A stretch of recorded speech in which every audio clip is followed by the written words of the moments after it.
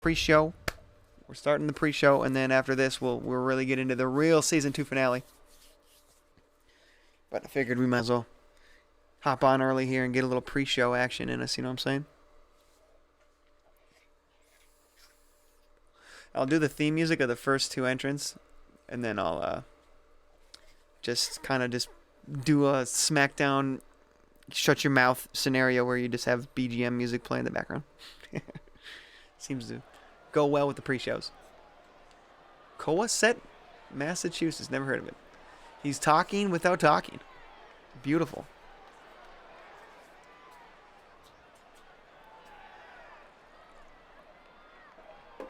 Oh yeah, look at the brutal cars, dude. Don't get eliminated over there. You're gonna get fucking destroyed. The 2 superstars that drew number 1 and number 2 will start in the ring at the same time. Other superstars will join in the order that they drew. This will continue until all 30 superstars have entered the ring. Eliminations occur when a superstar is thrown. We all know how to play. With both feet landing on the floor. Skip. Who's number 1? Oh my god, it's Bad Baby. It's the baddest of babies. He's a horrible baby. Oh, I gotta turn the light off. Introducing the participants. First, standing 7 feet. Poking through the green screen. 7 feet tall, that's not right.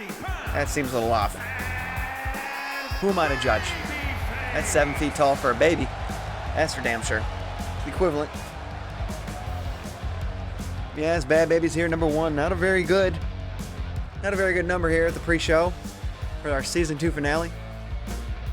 But he's gonna have to make do. Can he make an incredible run tonight? We're gonna have to see. All I know is this baby's bad. This is a bad baby. You better watch out. The Enforcer. Well, I would say Samoa Joe's the Enforcer of Pines Posse, but Bad Baby's the wild card, man. You don't know what you're gonna get out of it, Bad Baby. Could be an impressive showing tonight. All right, who's next? See if I can tell right away. See how well I know my characters. All right, there's floating, there's thinking, it's thinking. Still playing Bad Baby song. All right, who is it? Dan Slater? No. Great Muta? Youngblood Bishop. So let's do. Where's Cheetahs? Representing the Cleaners from Detroit, Michigan. Weighing in at fast forward a bit. 220 pounds. Youngblood Bishop.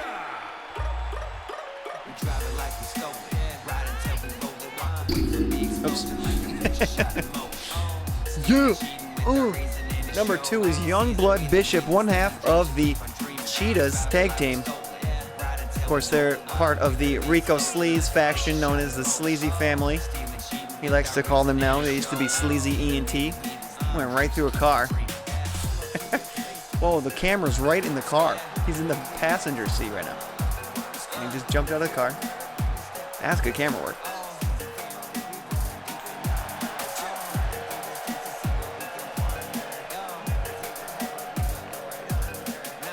E-Rock, welcome in. You're watching the pre-show. We're doing a 30-man undercard rumble. Everybody that wasn't on the show in the male division basically is in this match. Anybody that didn't have a match already booked for tonight's show. Alright, I'm gonna shuffle. Oh, looks like we're Sleazy ENT in it. I'm just gonna shuffle the background music tonight. Bad Baby's starting off hot against Youngblood Bishop. Sorry, weed got me. Those little pens.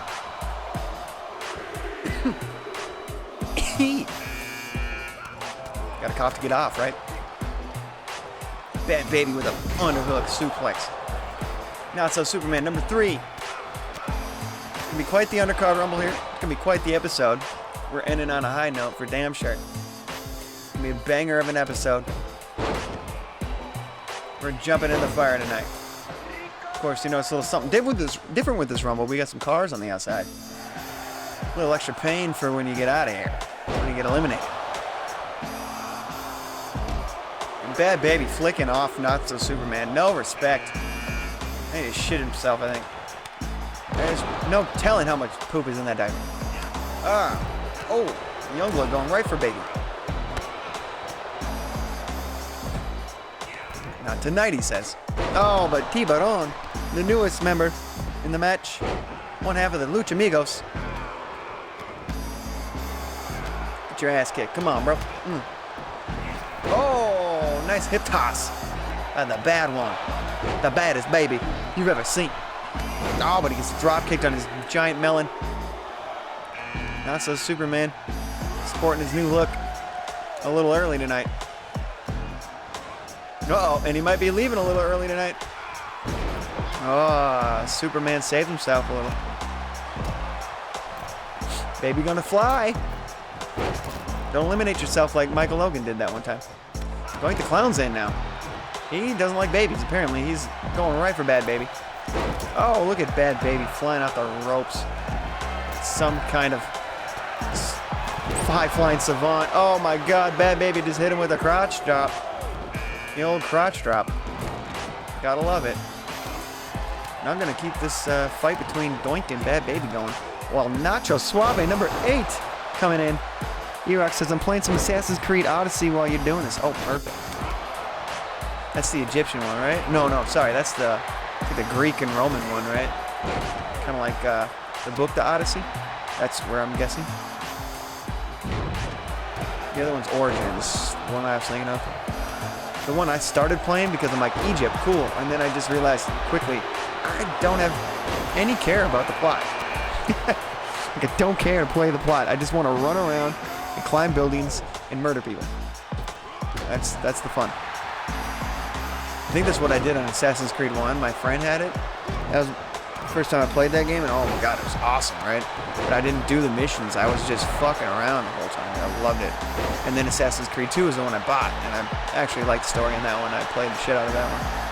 That was really good. That was probably my favorite Assassin's Creed. 3 had a really fun online system they got to bring back. Sorry, it's a little loud. I didn't realize how loud the game volume was. Who's next? Guy Person, number 8, actually. Wow. So Nacho is lucky 7. Oh, Guy Person versus Bad Baby here. It's like a bigger version of Guy Person is Bad Baby. It's a fatter, more youthful version. Still got that baby fat on him. You know what I'm saying? You know what? He is a 7-foot tall baby.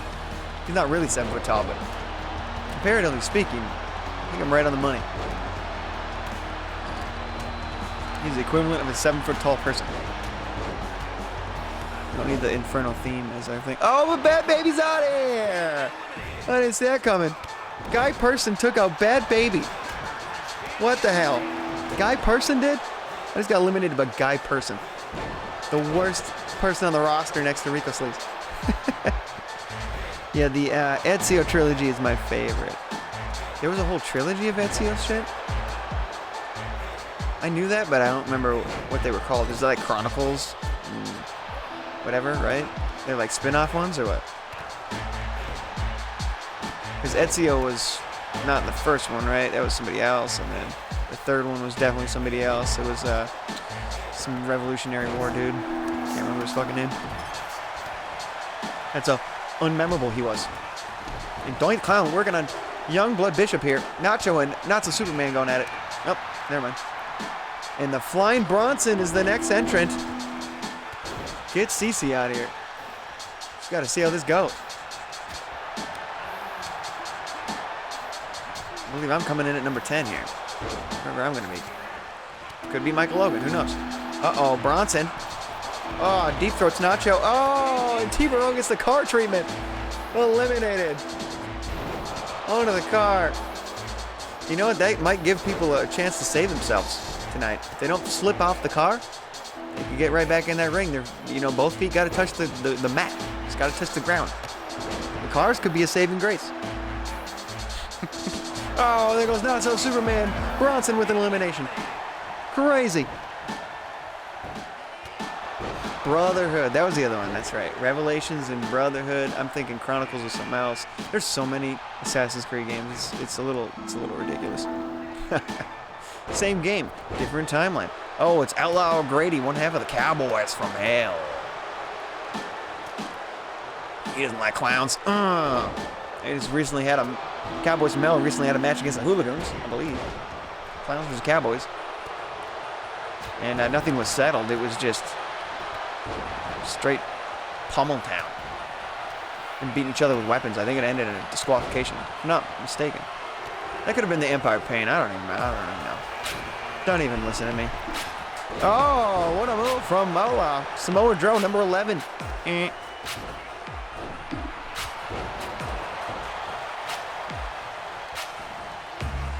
Outlaw not playing around with Doink the Clown. Samoa Joe went right for Nacho Suave, his cousin.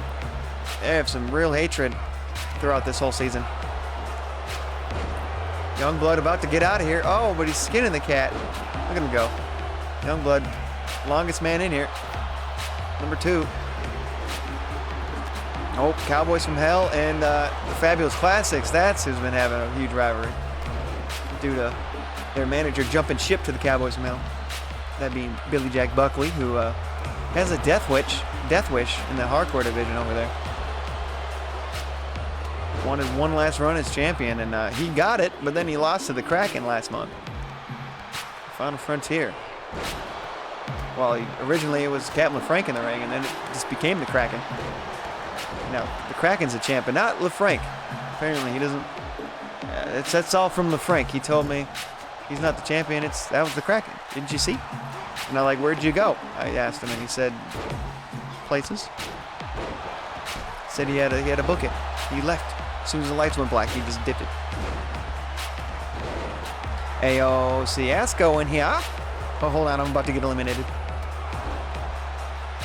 Oh shit, I need that, don't I? Presentation options would be nice, huh?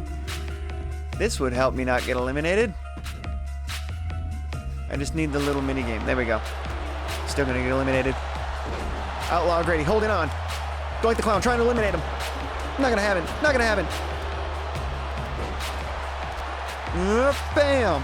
Ciasco says there's this one time I pooped on the stairs, then I got chased by gang members up the same stairs where I tracked it through the house. Man, I really stepped in it. I hope that's a real story, Ciasco. I hope you're not just bullshitting. I hope that was real. As real as this shit's about to happen to Doink the Clown. Oh no. Damn it. Reverse me. Sounds like something that dirty pirate would say. Exactly. That damn dirty pirate. That stinky pirate, Captain LaFranc. He's always on the poop deck. He's always pooping on the poop deck. You can relate to Ciasco.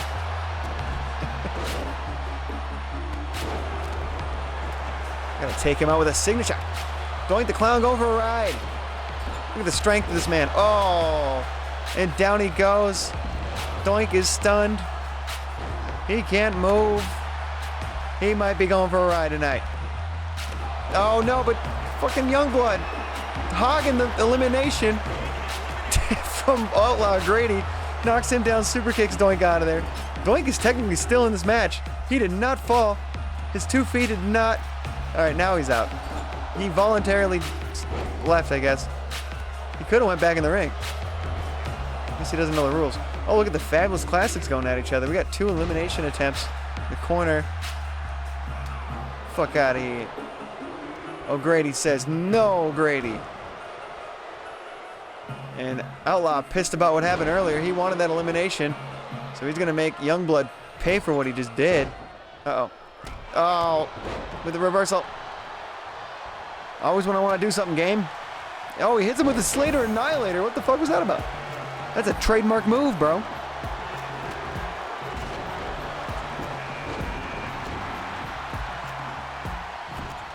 Ah, trying to get him in the ropes.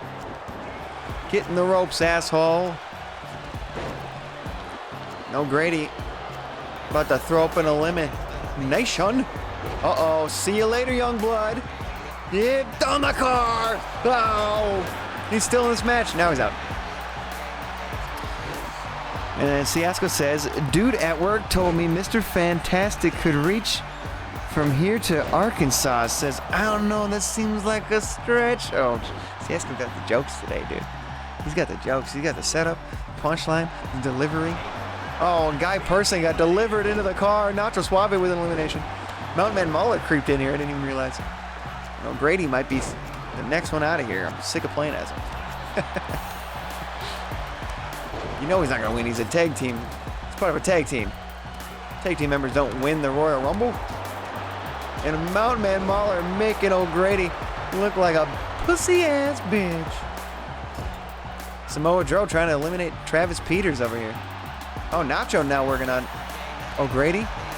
Oh, he stole his finisher. Oh, he hit him with the outlaw, the spur, he calls it.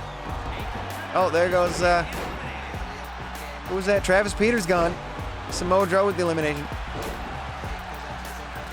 O'Grady is stunned beyond belief. He got hit with his own finishing move. He might get eliminated here. Nacho working on him. And I'm refusing to hit any buttons right now. Oh, O'Grady might be going. He might be going for a ride on the car. Oh, the back of his. Oh, that would break your back, bro. And he's out of it. O'Grady gone. Eliminated by Nacho. That's 2 eliminations for Nacho tonight. Busting his ass out there, dude. Where's my album? Next week, bro. Next week, it's going on Bandcamp early release. And then on the 29th, the album's going to be on streaming services. So, Ciasco, I'll send you the link, man. So you can be one of the first people to ever hear it. You're going to hear it before I even get to hear it. Because when it releases, we're going to be doing a listening party here on Twitch. Little live stream listening session. It'll probably turn into a dance party. Oh, Michael Logan's in. Shit. Is that me? That might be me. Like me. Like I'm playing as him. That'd be weird. Crazy odds. Hurry the fuck up. Hey, man, you gotta make the people wait. Oh, it is me. It is me. Nacho trying to take me out. Oh, Nacho almost eliminated Michael Logan, but he holds on. The rivalry continues here. Great USA, thank you for the follow. What are the odds I got eliminated and then I came back in as Michael Logan, who's got a hell of a match this Saturday or Sunday. I can't remember. It's part 1 and part 2. I don't remember which day it's on, but he's going to defend that Chats Championship against the dog he just turned on for a second time. Finn, his goodest of boys, has the baddest of owners, and they're going to be battling in a dog kennel match, dude. Steel cage, black steel cage. It's a dog kennel match. It's going to look just like Finn's kennel. Basically home field advantage for Finn, but he's going to be the challenger in that situation. So he doesn't have the champion's advantage.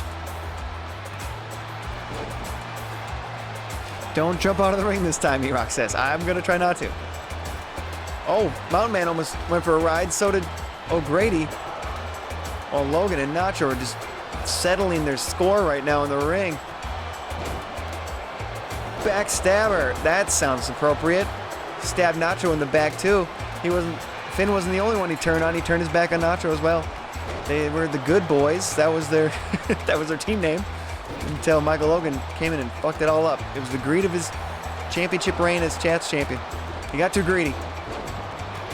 Oh, first mate Jake is in here. The booty snatches.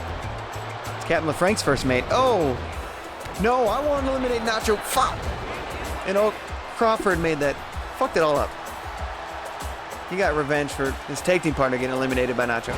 Oh, speaking of fucked up, totally whiffed that moonsault. Whoops. No springboard moves for Michael Logan tonight. It's not going to end well. Oh, nice move. I'll give him that. Michael Logan going to take a break here. Nice. Oh, Bronson's out. Oh, no. Tough man Terry Tonga's gone. The Cheetahs have fully been eliminated. Crawford on a fucking score here. Oh, he's beating the shit out of Michael Logan. Double team here. Michael Logan's probably very upset with what just happened. Oh, he's trying to skin the cat. No, he's got here. He's out of here. Whoa, and he's out of here. Michael Logan has got 2 eliminations in succession. And Samoa Joe's getting choked out, and he is just sitting there letting it happen. His old friend Samoa Joe, they're not friends anymore in this game. And he just let the man get choked the fuck out. They used to be tag team partners. Samoa Joe now in allegiance with Half Pint. And Michael Logan back on his own. He's such a loner. Oh my God, but watch out, it's the Boogeyman! Here comes the Boogeyman. Uh-oh. The manager of the former Nightcrawlers. You're gonna see that match later tonight. Nayati and Diente used to be the Nightcrawlers. Turns out Boogeyman and Diente turned their back on Nayati, pretty much blamed him for the losses they were suffering and the downward spiral of their Season 2 trajectory in the tag team division. And we saw Diente and Boogeyman turn on Nayati about last month, put him off the shelf. Now he's back and coming for revenge. We'll see that tonight. No holds barred match. I believe it's Falls Count Anywhere, maybe even too. Oh, Hecatome with the Empire Pain. Now in number 19. Nice move here from Michael Logan. Bam! That's why he is the Chat's championship. He's the Chat's champion, folks. He's your Chat's champion. Oh! Champion of the Twitchverse.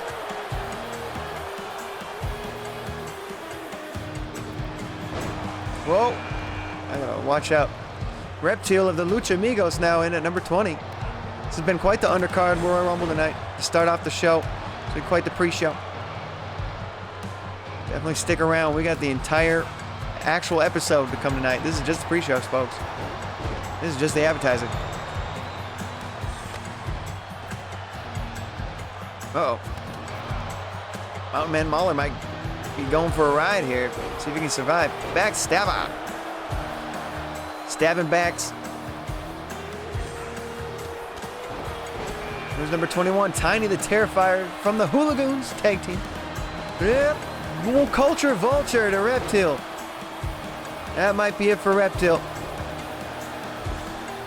Logan says, see you later, Reptile. Adios, amigo. Lucha amigo, to be specific.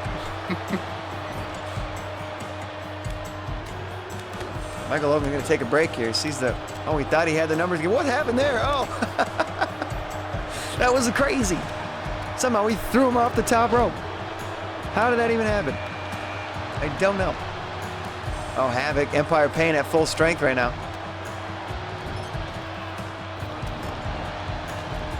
Well, Michael Logan is facing his fears. He was always scared of the Boogeyman growing up. Now he's ready to confront his demons head on.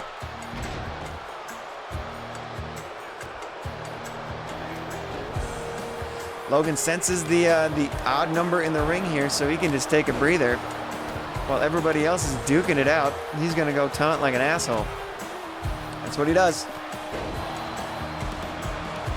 Uh-oh. Uh-oh. Boogeyman coming back for revenge. Oh, snake eyes on Michael Logan. Hecatome trying to take out the big man Tiny there. That's an oxymoron. Michael Logan's got a Boogeyman problem right now. He might have to handle this before it gets handled for him. Oh no, the Boogie Slam. No. Boogie Bomb, sorry. Uh-oh. Uh-oh. Oh. Michael Logan's in danger here. He's in danger here. Oh. Wait a minute. Nope. He's facing his fear tonight. Damn it. Samoa Joe, get out of the way. Come on. I was doing a thing, guys. Trying to face my fears against the Boogeyman here, but okay, well, I guess I'll take out Dro. Sorry, Dro. You got in the way. And Dro's gone. He turned his back on Dro once again. Michael Logan on a tear here. That's 4 eliminations, I believe, if I'm keeping track here. Insane. What a pre-show. Oh, and that time the Lion Salt connects. One of his heroes, Chris Jericho. That's how he learned to be a dickhead. In the best way possible. Learned from the greats. He's going top rope. Top rope! Oh, leg drop. Smashed him. Let me get Boogeyman out. Oh, he took him out. Boogeyman's gone. That's 5 eliminations for Michael Logan. This kid is on a tear. What a momentum boost before Gods of the Arena this weekend. Where he has to defend that Chat's championship against his dog, Finn, in a kennel match. It's going to be an interesting affair. Oh, he's going to sweet chin music his ass. I guess not. Oh, God. Dr. Structure's in this bitch. Sweet chin music. Taking out the big man. And now he's going to run away. He's going to go for somebody his own size. Logan picking on Havoc here. Come on, Dr. Destructor, look at somebody else. Don't look at me. Pick on somebody else. I'm scared of you. A lot of big men in this ring right now. Unavoidable. Oh. Get out of here. Oh, nice kick to the back of the head. Uh-oh, uh-oh, uh-oh. Logan reversing here. Oh. He sees an opening. Another elimination for Michael Logan. It's 6 now. Insane. I doubt he's going to break Caven's record, which we saw at Final Frontier last month. In that 30-man Rumble we had. I think he had like 20 eliminations. I shit you not. Maybe not that much. Damn near half the Rumble he eliminated for sure. Destructor's gone. What happened to him? Oh, shit. Who just got... The Hecatomb's gone. The Empire of Pain is no more. Uh-oh. Uh-oh. Oh, he's fucked up. Oh, Logan got so lucky that the CPU just fucked up incredibly. Tiny the Terrifier botched that one. He definitely could have got him. It was a lot of eliminations. Yes, E-Rock can testify. He can attest to that. He was there for it. Oh!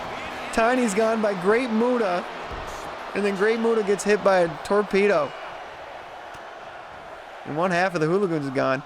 Jitters just got in, too. And see you later, Tiny. Dr. Destructor's still having a difficult time trying to get out of the ring. He is stuck between the cars there. He does not know how to go around. Just go around. Uh-oh, we got Liam Marceau. The original Rico Sleaze member. Or Sleazy family member, I should say. Yep. Oh. Oh. Oh. No, I say. Hit with a drop kick. All right, you guys fight. Logan's going to time the corner. Oh, God, number lucky 27. Rico Sleaze is here, folks. So I'll snooze the ad break. Rico Sleaze is here. And I'm going to let him live. Rico Sleaze is here. He's my business associate, so I can't fuck with him. I'll take out his buddy Liam, though. Rico Sleaze got strength in numbers right now. He's got Liam on his side. Apparently Logan's going to help out Rico for some reason. They have no allegiance, but besides just being business associates. Guess that's enough. Oh, now he's got Sergey in here too. Another member of the Sleazy family. Rico Sleaze has the odds in his favor tonight. It is now 1-on-1, basically. And it's not looking good for anybody that's not part of the Sleazy family right now. Rico! Sweet chin music. Liam trying to take Jitters out. I think he might do it. There goes Jitters on the car. And now it is Rico Sleaze, Half Pint, Michael Logan, and Great Muta. Number 29 is Half Pint. He's got a good shot of winning. Half Pint, you drew the lucky number tonight. But you're not quite 30. Who will be the number 30 tonight? Whoa, whoa, whoa. No, we're not fighting Sleazy NET members. I'll make sure. That's not canon. You guys shouldn't be fighting each other. Not yet. Michael Logan still in this thing at number 14, the longest person in that ring. 6 eliminations for the man. 6 or 7, I can't remember at this point. Captain LaFranc! And he's coming out to his theme music. How perfect was that? You couldn't time that better, man. I just had this bitch on a shuffle, so I didn't time that. That just happened. That's one of those acts of God. Captain LaFranc, number 30. My word. Muta going right for him. Of course, Muta is the manager of the Great Hosokai. We got quite the squabble going on here. Now we're if something. One of these guys are gonna win tonight. You got 7 in the ring. Liam trying to take Pine out. Michael Logan actually helped Pint there. I don't know if he wants to be the one to eliminate him or something. But he assisted Pine here, and what do we got? A little in-faction rivalry here. What the hell is Liam doing? That's one way to get fired, bro. Liam, what are you doing out there, man? Don't take the sleaze out. Don't take the sleaze. Oh, Liam just took sleaze out. Now this whole thing's not canon, damn it. It was supposed to be canon, and that would have never happened. Every man for himself, except I think his paycheck's gonna get a little lighter next season. That's the dumbest thing he could do at the end of season 2, and Sergey is now fighting Liam Marceau. They're faction members. What the fuck? I can't let this happen. This has to stop. I have to get in there. You guys are supposed to be friends. I gotta be the peacekeeper out here by beating the shit out of both of them. Fuck out of here, guys. You guys are team members. Let's keep this cannon out here. You just got rid of Rico. You could have won this whole thing, asshole. No. Rico out by his own member. By his own hand. His most loyal servant. Crazy. Super kick. Oh, he got caught. Liam caught him.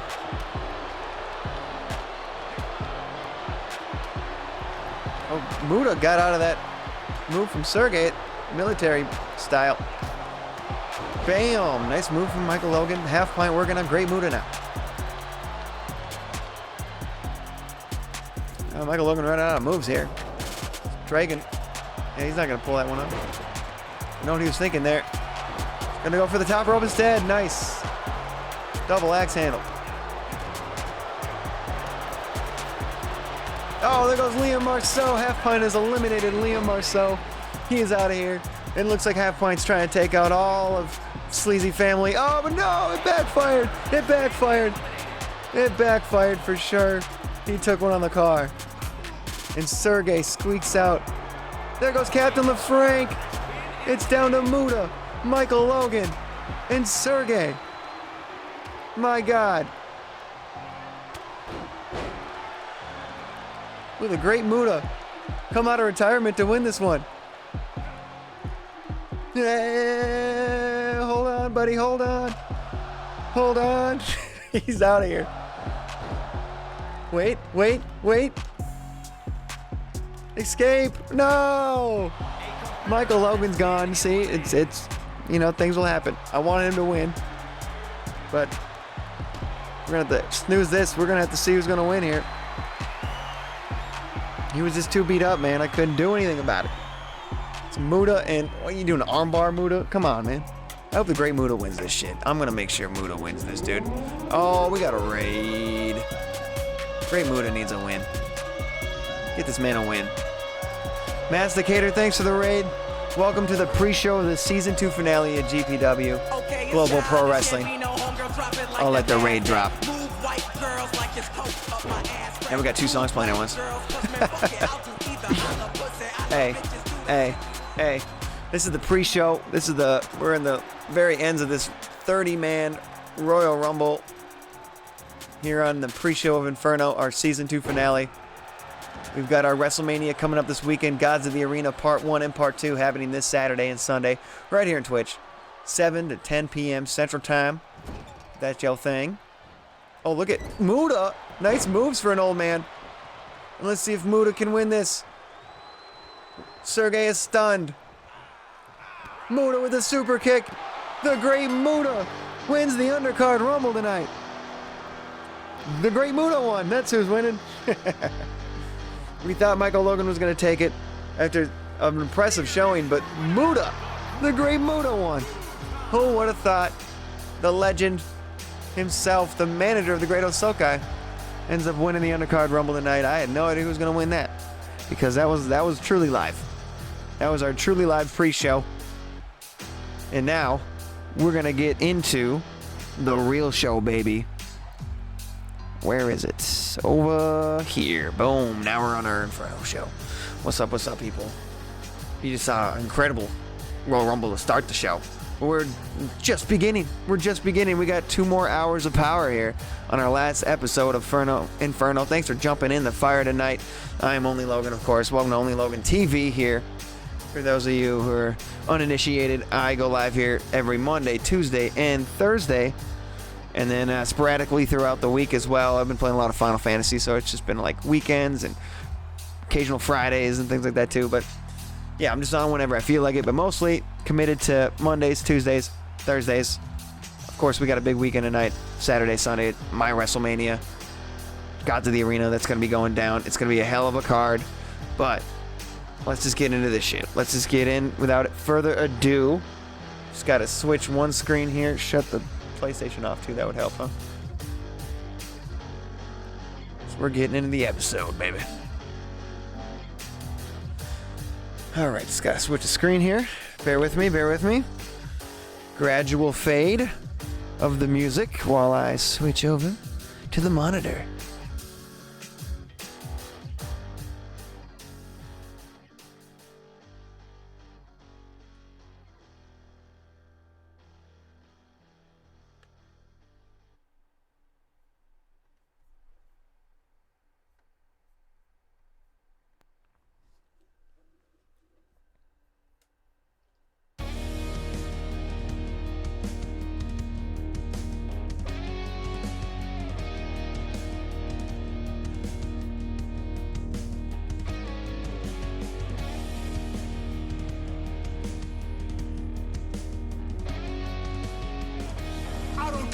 You come in my face, I'm gonna fight you.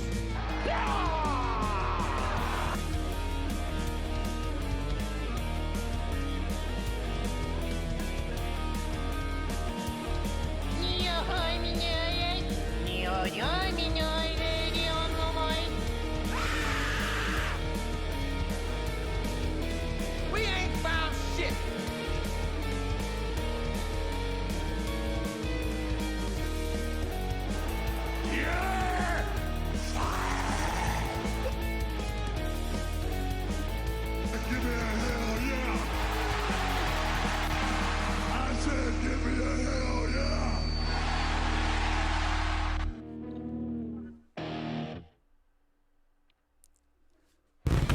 Oh, hell yeah, we have reached the final episode of the second season of Global Pro Wrestling. We're about to jump in the fire. Welcome to Inferno.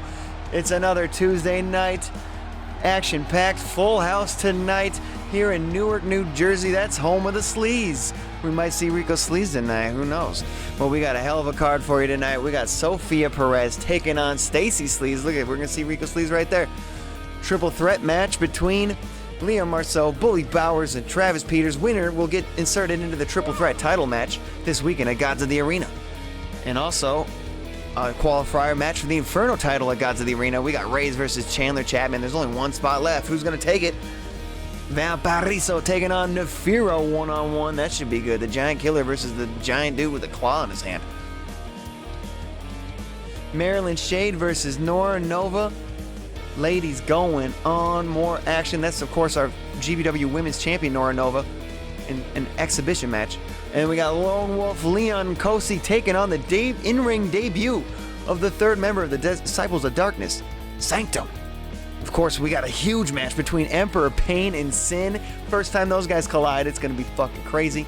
Tag team match between Shannon Styles and Ryan Lyons, Maverick and Dre. That's going to be our main event to wrap things up tonight. But first off, we got a hell of a grudge match here. Former tag team partners. Oh, I guess this is the first match. Never mind. I thought we had Nayati versus Diente to start us off, but we're going to see the hardcore match later. That's going to be this. That might be the main event, actually. That's going to be a hell of a match. Nayati and Diente, former tag team partners, now bitter enemies. Diente put Nayati on the shelf for a month. Now he's back. But first off, we're going to start off with Billy Jack Buckley versus Guy Person. Deathmatch Jack added once again. Guy Person. This must be a hardcore match, I'm going to guess. It's because Deathmatch Jack is in it. Here comes the consummate jobber, Guy Person. We actually saw him in the pre-show Royal Rumble. That's why we just started today. We had a little pre-show Rumble to start us off. Guy Person actually eliminated Bad Baby in that one. Guy Person is a default character in every video game ever. That's right. He's the most generic wrestler of all time, and that's why we love him so much. He's so goddamn plain. Doesn't even have eyebrows. That's how goddamn plain he is. Sanctum gets a match? Hell yeah, bro. Sanctum in a match tonight. We get to see that ghostly demonic figure. Oh, and here comes Deathmatch Jack, also known as Billy Jack Buckley. He's here with his people who he manages. The Cowboys from Hell. Of course, he didn't come alone tonight. We saw the Cowboys from Hell earlier in a match. Deathmatch Jack, of course, used to manage the Fabulous Classics. That's Travis Peters and Flying Bronson. They had a hell of a run as a little trio there. Of course, Billy Jack only got in the ring when needed, when they had feuds with the likes of Rico Sleaze and the Sleazy family. But then all of a sudden, he got a taste of the deathmatch scene once again. Of course, he used to wrestle way back in the day. He was like a Terry Funk of his day, the Texas deathmatch wrestling legend. And then once he got inserted into like a hardcore setting, I think something came over him, and he just decided he got one last run as Deathmatch Jack still in him. And in order to complete that run, he needed to go full heel like he used to. Turned his back on Flying Bronson and the Fabulous Classics as a whole. And joined forces with the Cowboys from Hell, and that's who he manages now. But he's also more in-ring than he used to be here in GPW. The man is really making a run. We got an old man versus the most generic wrestler ever. Billy Jack, definitely in his twilight years, but he's still up to no good. Still got his old dirty tricks up his sleeve.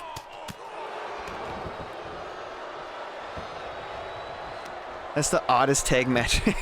Well, I'll give you a breakdown of why that tag match is happening. So Dre is the Inferno champion, and Maverick is the world champion right now. Shannon Styles is the #1 contender for the world title, and of course a notable, like the most hated rival to Maverick, like nemesis at this point. And Ryan Lyons and Dre are basically nemesis at this point. And Ryan Lyons is one of the members that'll be inserted in that Fatal 5-Way Inferno title match this weekend at Gods of the Arena. He already earned his title shot, his title opportunity there. So that's why. And then Shannon Styles and Ryan Lyons are like best friends. So they've tagged together in the past. So I felt like that match, it seemed a little wonky, but thrown together, but there's a reason behind it. There's always a reason behind it. Teddy Long would be proud, playa. He would only be proud if I threw the Undertaker in it. But our Undertaker is probably Sin or the Kraken or somebody. The Kraken's our Fiend. So I would say Sin is like the Undertaker for us. The guy with demon. He's also like Kane though, so he's a little bit of both. Billy Jack working on Guy Person here. Guy Person has yet to win a match ever, actually, in his entire career, even in the indie scene. Why did I sign him, you ask? Because he's got moxie, man. And Billy Jack Buckley giving it to our referee, of course. Bend over. This might be his last episode, folks. We don't know if we're going to, sign him back up. He's actually an intern. We don't pay him. It's an unpaid internship. That's why he doesn't have the stripes. He didn't earn his stripes. And he might need to take... He's probably happy this internship's about to be ended here at the end of season 2. He's been getting hit every single week. This is what happens, yep. And this was, I guess, is actually just a normal singles match, but Deathmatch Jack gonna make it a death match, whether the ref likes it or not. All you need now is a match with the Undertaker. That's us. Yep. Read your mind. If you remember the first time I played WWE on stream, it was a Money in the Bank match with 5 Undertakers and 1 Kane. That was a hell of a match. Oh, it was good old days. When Guy Person, look at this, trying to get his first victory ever in professional wrestling. Can he do it again? Can he do it tonight against the old crazy bastard they call Deathmatch Jack? Arm breaker, focusing on that arm now.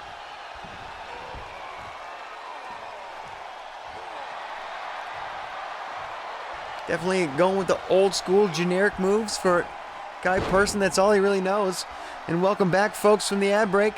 We're seeing Guy Person actually have the advantage in this match. Oh! Hit him with the generic stomp. He's the generic jackhammer.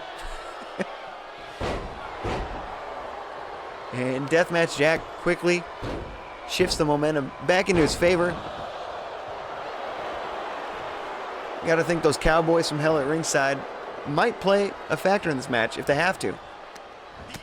But a veteran like Deathmatch Jack, regardless of his age, may be able to handle his own in the ring against Guy Person.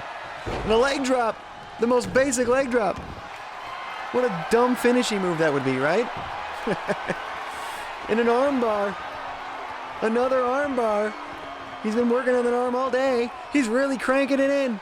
Will Billy Jack submit? He's pretty close to the ropes. Oh, look at Billy Jack. Hits him with the knees. I probably shouldn't be using his knees. They look like they're about to give out at any moment. His knees are no good at this point. It's the first thing to go when you get old.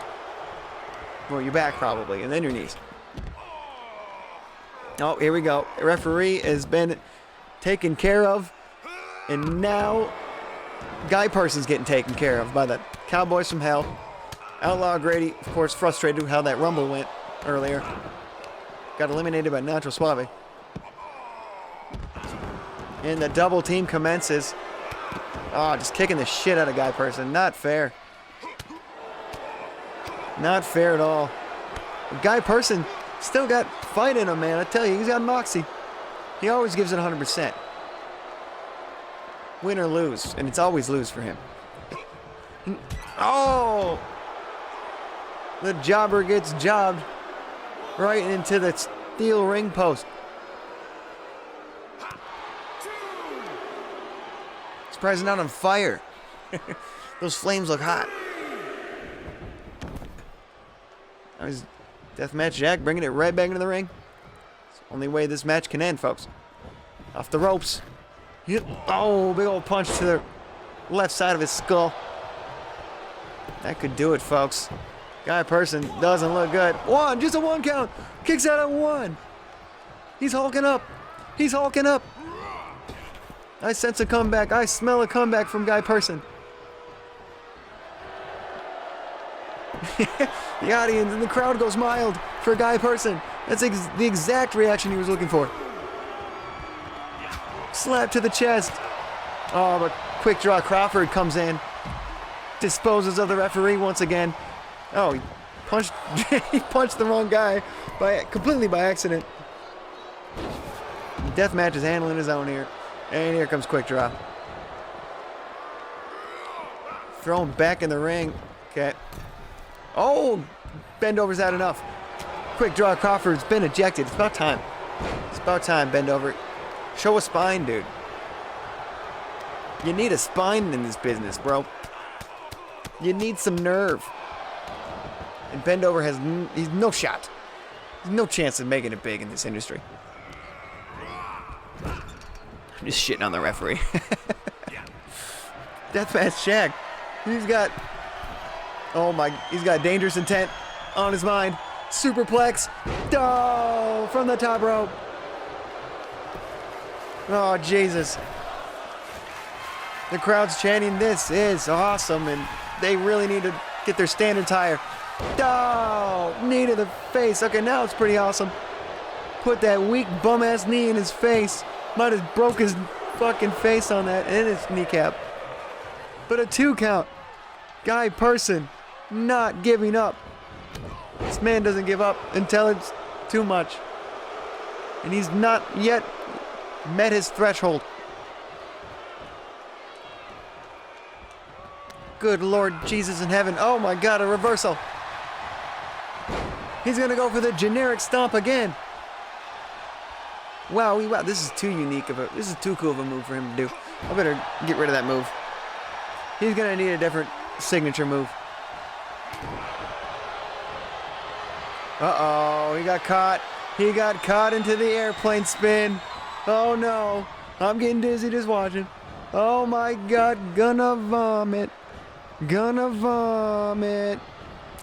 Good Lord. Spun around so much he farted.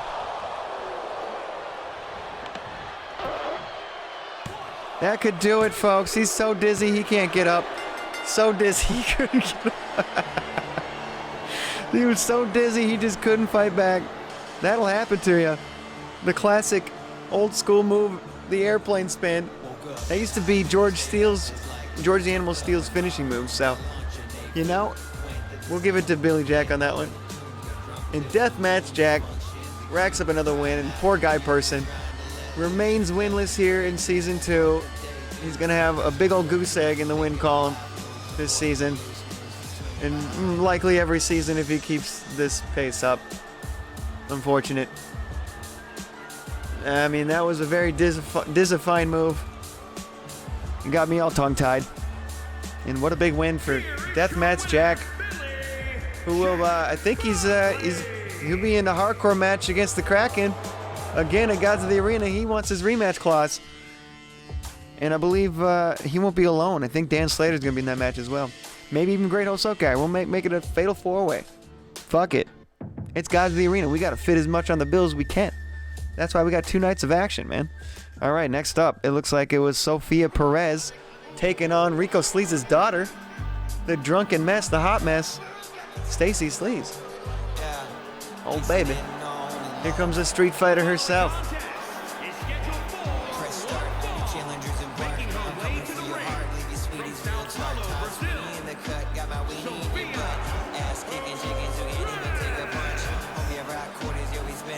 Sophia Perez, big opportunity here. If either woman wins their match, they will be inserted into a fatal 4-way match at Gods of the Arena for a new title.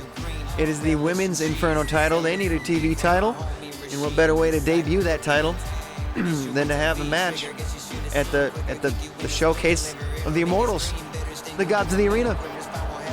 Wow, that nickname really works for my show better than WrestleMania. Anyways, Sophia Perez from Sao Paulo, Brazil. Brazilian Jiu-Jitsu expert turned street fighter turned wrestler.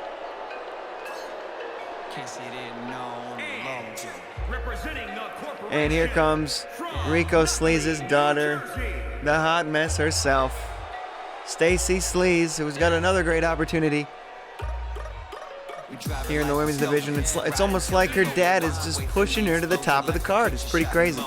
It's almost like her dad has shares in this company and is on the board of directors and is just constantly using that power and position to get her high-profile matches, which she ends up losing all the time. But can she capitalize tonight? She almost she almost ate shit on the way into the ring, but she recovered. She recovered, folks. We're good.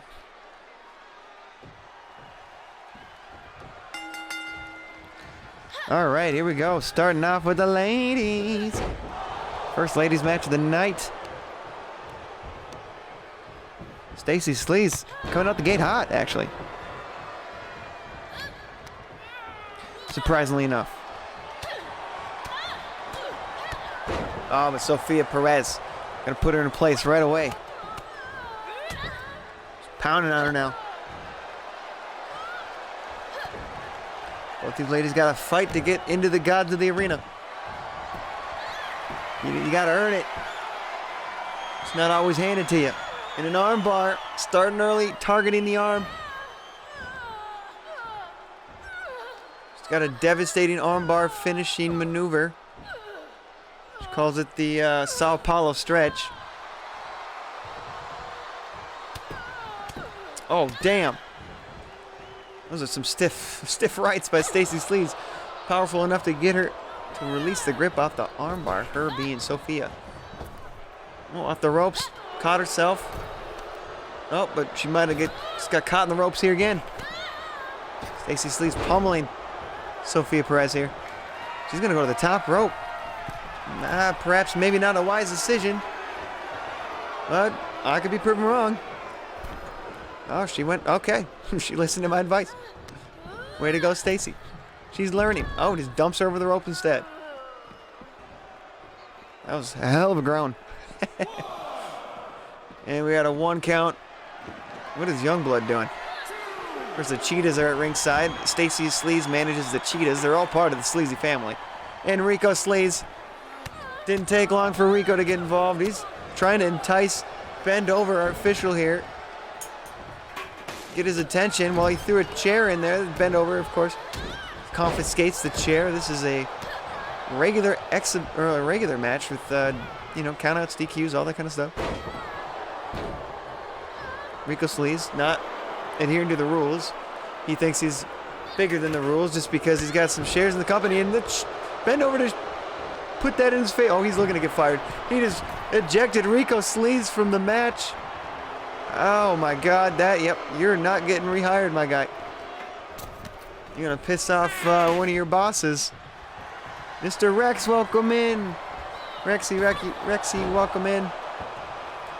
We got Sophia Perez taking on Stacy Sleaze. Winner gets to go to the Gods of the Arena to challenge for the debut of a new title in the women's division, the Inferno title for the women. An ankle lock, old school, nothing fancy, just painful. Center of the ring. Can Stacy get out of this? Or will she tap? It's locked in there pretty tight. Stacy's struggling. She's grabbing at the ref now. She's trying to grab the ref's wrist for momentum. Delivers a kick to the face. Oh, looks like he just threw a chair at Sophia's face.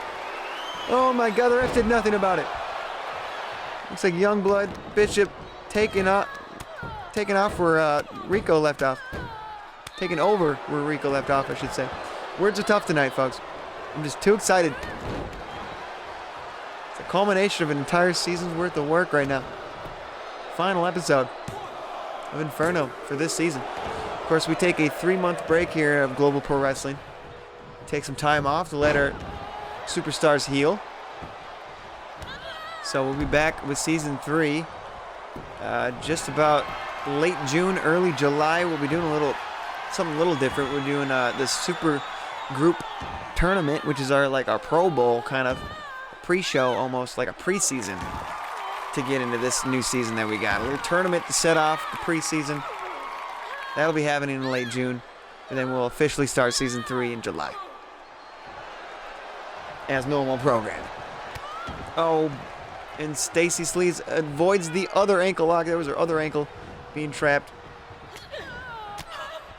But Sophia not gonna let her gain any sort of advantage tonight. Jeez. Vicious blows being delivered by Perez. Oh, and a kick to the face. You big disgrace. Cover, this could do it, folks. No. Barely a 2. If it was a 2. Stacy Sleaze got a fight in her tonight. She knows what's at stake, man. A title opportunity. And a chance to, compete at the Showcase of the Immortals.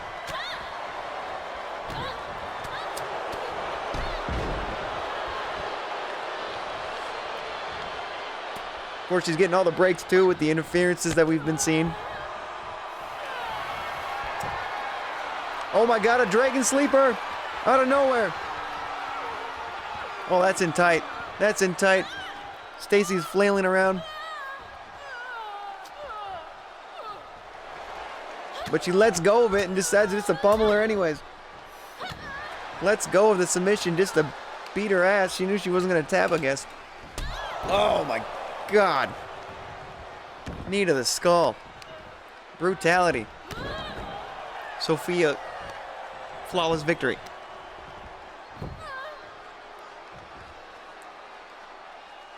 Targeting that ankle once again. She's just so good at targeting the limbs. Getting her opponent weaker so she can apply her expert submission skills to get that submission victory. She loves to make her opponent tap. More so than she likes to get him to probably pin. She probably goes for the submission more than she would a pinfall. But she's going for the pinfall right now. Way to make me look like I not know what I'm talking about. Oh, and the armbar. See? Oh. Rope break saved the day for Stacy Sleaze. Now some forearms, some kicks, combinations firing at will here. Sophia What she got? Oh my lord, I haven't seen this in forever. A guillotine on the bottom rope. Oh my god, when's the last time you seen that move? It's been a minute, folks.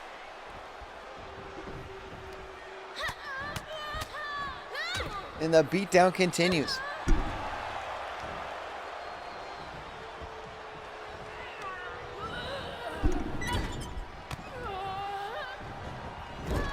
Stacy with the reversal. Oh, nice move. What is this? Interesting offense from the hot mess, Stacy Sleaze.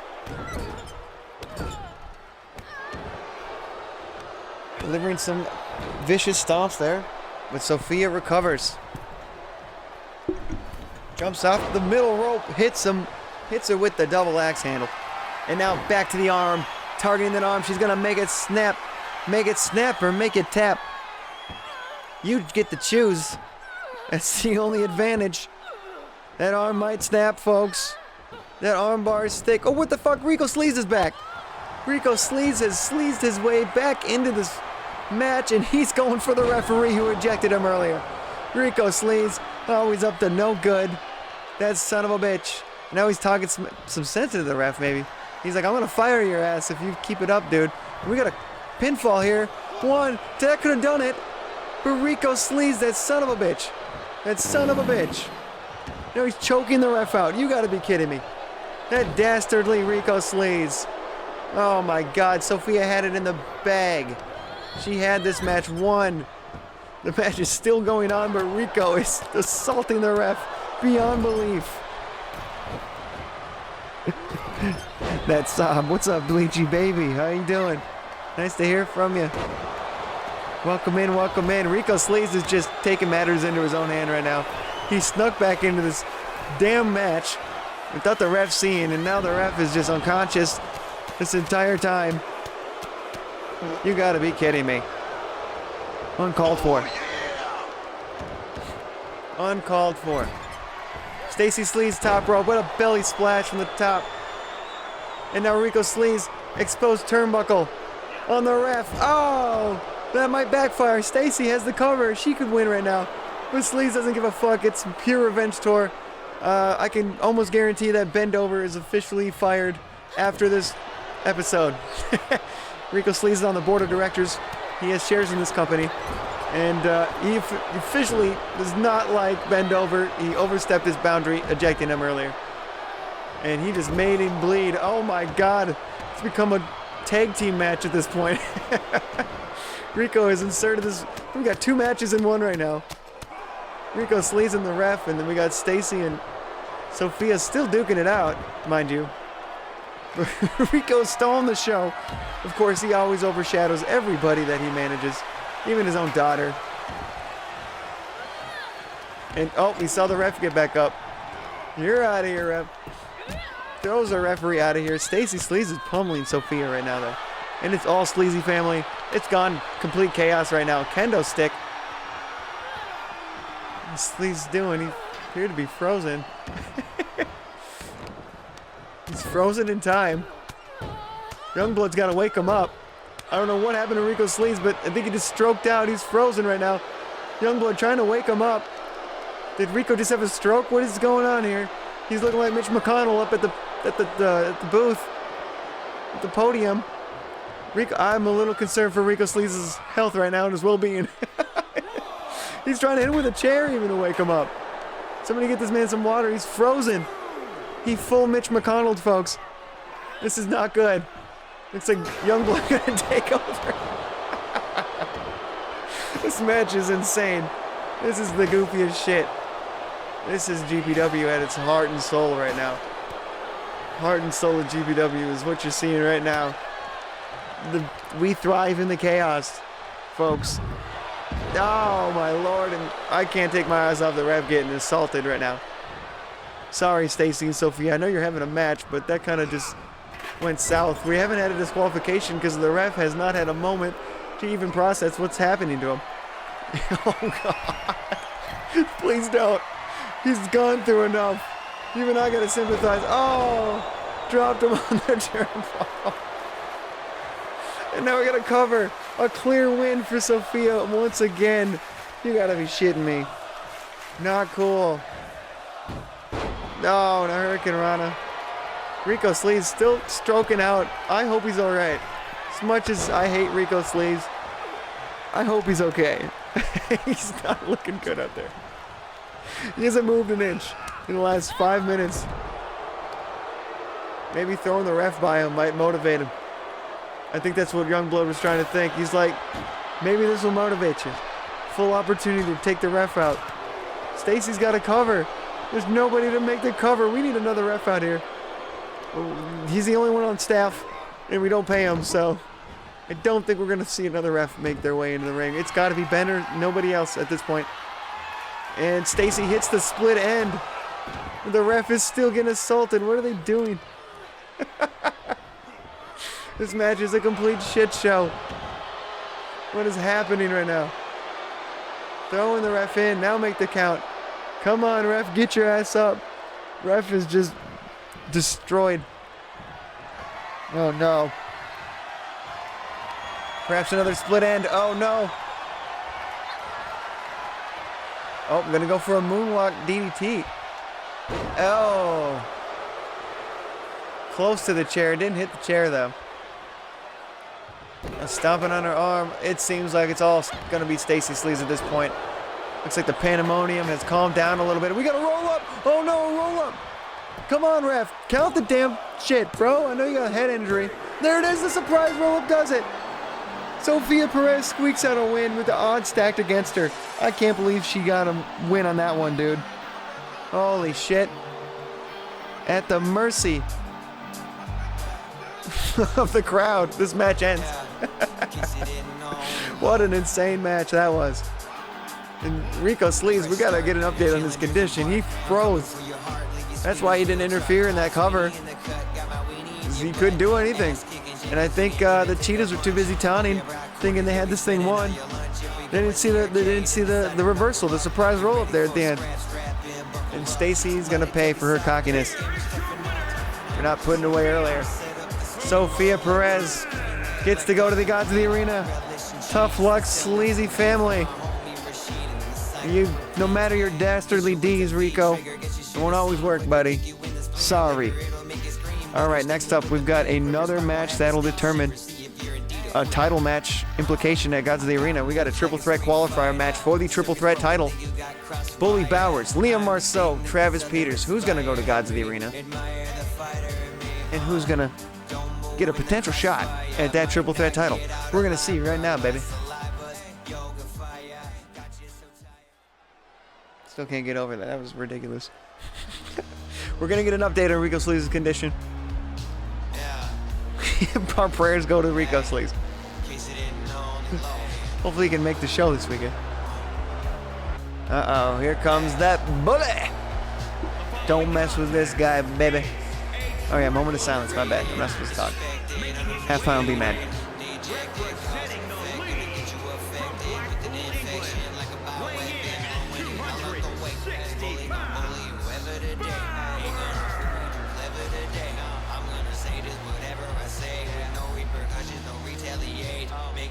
I let the music speak for itself.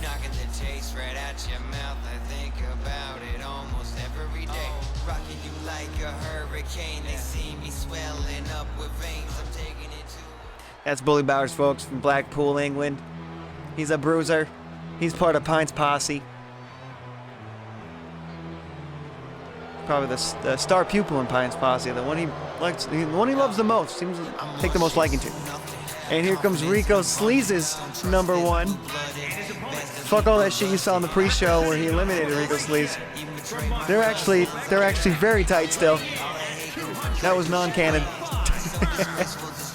Here comes the blue-blooded aristocrat from France by way, well, I should say Canada by way of France.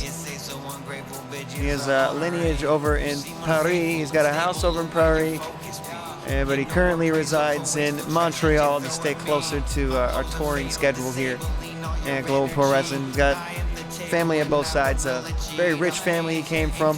Definitely doesn't need Rico Sleaze's money, but that's just, they line up in the same type of arrogance and attitude. He's also trying to be a movie star as well. He's got a budgeting movie career, if you ask him. And here comes one half of the Fabulous Classics. The new classic, Travis Peters. Don't adjust your dials. You're not watching GPW in the 1980s. This guy is a throwback. Brought some new life into the modern era. Taking it back to the 80s. Taking it back to them Freebirds. The Rock and Roll Express. The Midnight Express. It's Travis Peters.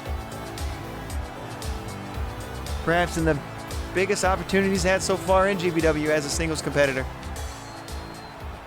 A shot to get a shot for the title. The shot to get a shot.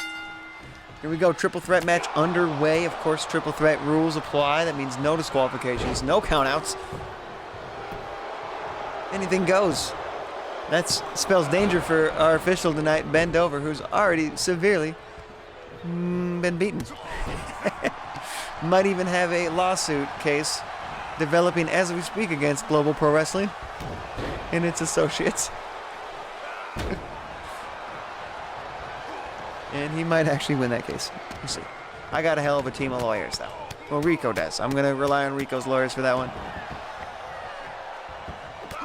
Bully Bowers working on Liam Marceau. And here comes the new classic. Nice combination from Travis Peters. And he's going to bite his hand. What the hell? That shouldn't be legal, folks. But if Finn can do it, I guess anybody else should be able to do it. If the dog do it, we can do it. Except pooping on the lawn. They don't like that. Bully Bowers with an exploder suplex. Or was that a T-bone? I couldn't tell. Either way, it was devastating, but couldn't get the job done. And take more than that, too early. Liam Marceau gathering his energy there on the outside. Bully Bowers got caught taunting by the new classic. Clothesline in the back of the head. Oh, smokes Bully in the face. But Bully back to his feet. One of the toughest competitors in GPW, that Bully Bowers. Do not get on his bad side. One of the most versatile competitors, too. Of course, he's part of Pine's Posse faction. Not only that, he's also one half of the Legion tag team with Chandler Chapman, his protege. So he's a mentor. He's a tag team competitor. He's a faction member, previous Chats champion. Let's see if we can add triple threat champion to his long list of accolades here at GPW. Drop toe hold, nicely done. Ah, the Liam with the quick counter. Drops him, ties his legs up. We've seen this from Guy Person earlier. He calls this the blue blood stomp. The blue-blooded boot. And Liam with the Northern Lights. Suplex. Will it do? It don't do. It don't do.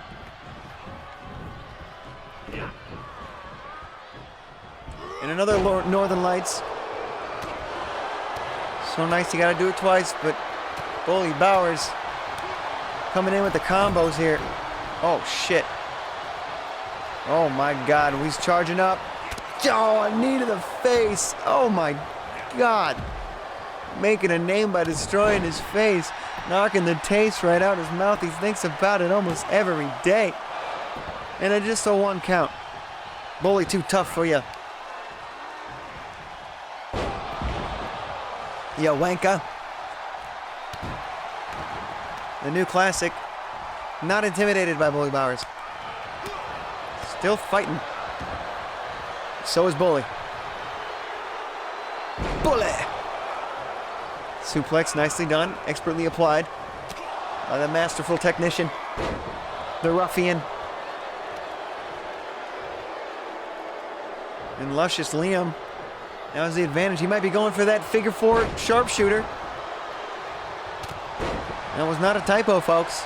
He has combined the figure four leg lock and the sharpshooter into one move. It's pretty devastating. It has tapped many opponents out. Of course, Bully Bowers knows how to submit people as well. He's got his Blackpool stretch. submission move. And the Bauer Tower finishing maneuver.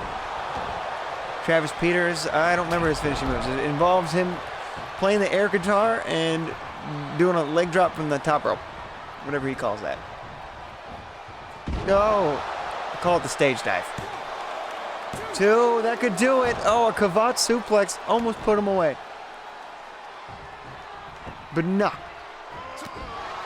Bully's gonna have to do more damage, apparently.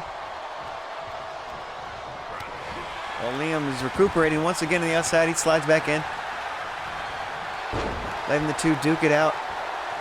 Oh, Travis Samtant, try to get him slacking. Try to catch him lacking. Oh, wow.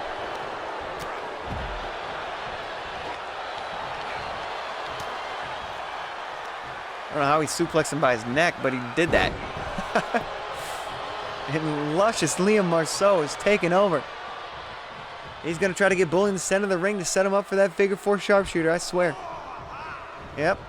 Looking like it. Looking like it. Oh, but Bully, too strong. Not skipping leg day. Uh-oh. Get ready for the Bauer Tower. Take a ride on the Bauer Tower. That could do it. Oh, but Travis Peters right there to break up the count. That son of a fuck. Oh, slap across the chest. Another one across the shoulder. Oh, Bully. Trademark Bully Bowers here. Just total disrespect from Bully. And a stomp on his face. Jesus. Oh, German on his head. He might be from England, but he has a hell of a German suplex. And the Bully bomb! Bully! To put his opponent away. 2, 3, no! Travis Peters kicks out of the Bully bomb. Holy shit. I'd have me pop. I thought it was over, but it could be over now. Another Bauer Tower. That might do it. 1, 2, 3. Liam Marceau couldn't get it in the ring in time. He was still a little knocked silly. And Bully Bowers will go to the gods of the arena to challenge for the triple threat title. Oh my word. I would say I'm surprised, but I'm definitely not. It's Bully Bowers, folks. That man is a beast. You see another 2 Bauer Towers, a Bully bomb. It's a highlight reel from Bully Bowers right now. You saw the Kavat suplex. There was that another Bauer Tower that sent it off the deep end and got the win for Mr. Bowers tonight. Good shit. Good win for Bully. He's got to be ecstatic that he gets a title shot at Gods of the Arena. Big win, big win. Next up, another qualifier match for the Inferno title this time. We got one more entrant in that final Fatal 5-Way title match for the Inferno title this weekend. Who's it going to be? Is it going to be Reyes, who can possibly try to get his revenge on his long-time rival and previous, I guess, once friend, now bitter rival, Dre, who's the current Inferno champion? Or will it be his opponent tonight? Who was... Shit, who the fuck was that? I guess I'll find out in a minute here. I wasn't looking.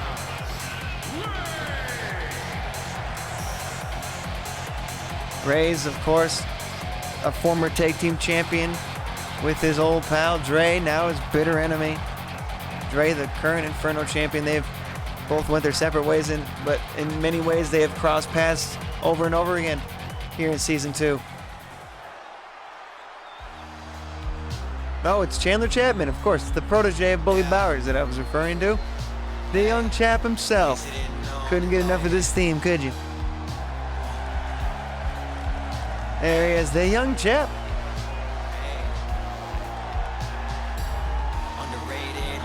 Looks like he's there with his manager, Half Pint, the leader of Pint's Posse.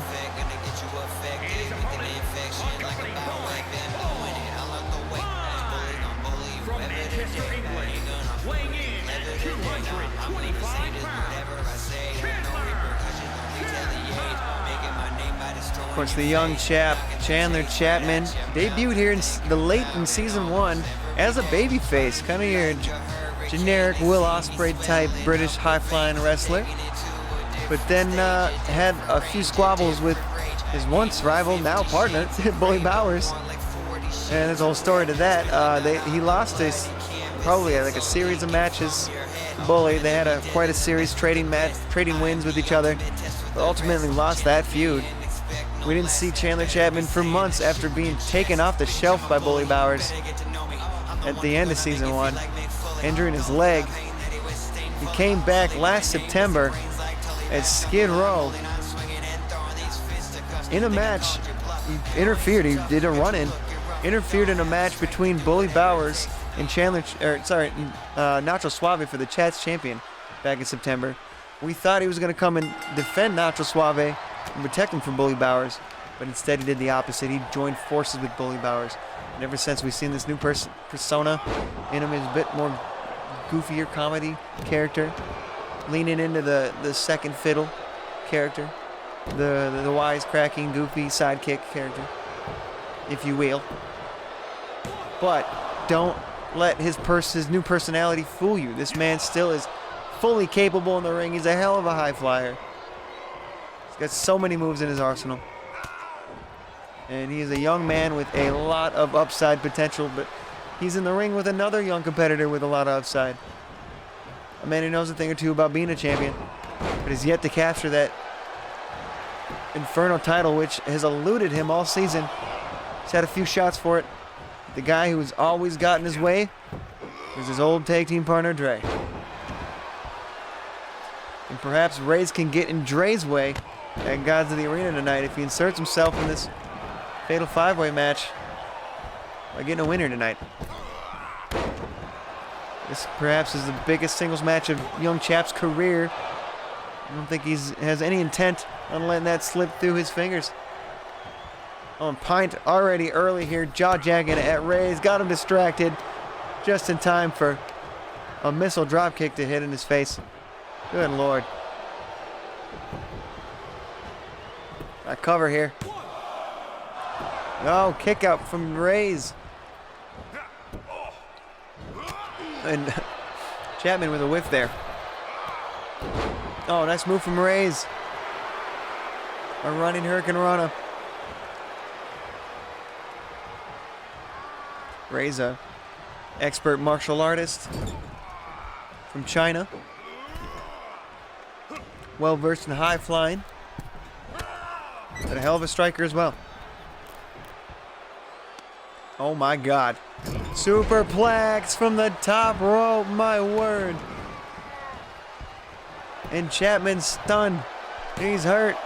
2, could it be enough? No, Chapman kicks out with any ounce of energy he just had left.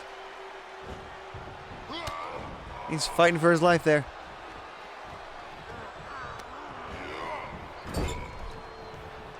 Young Chap's got Reyes in the corner now. He's taking him to the top rope. What's he thinking? Punches him in the face.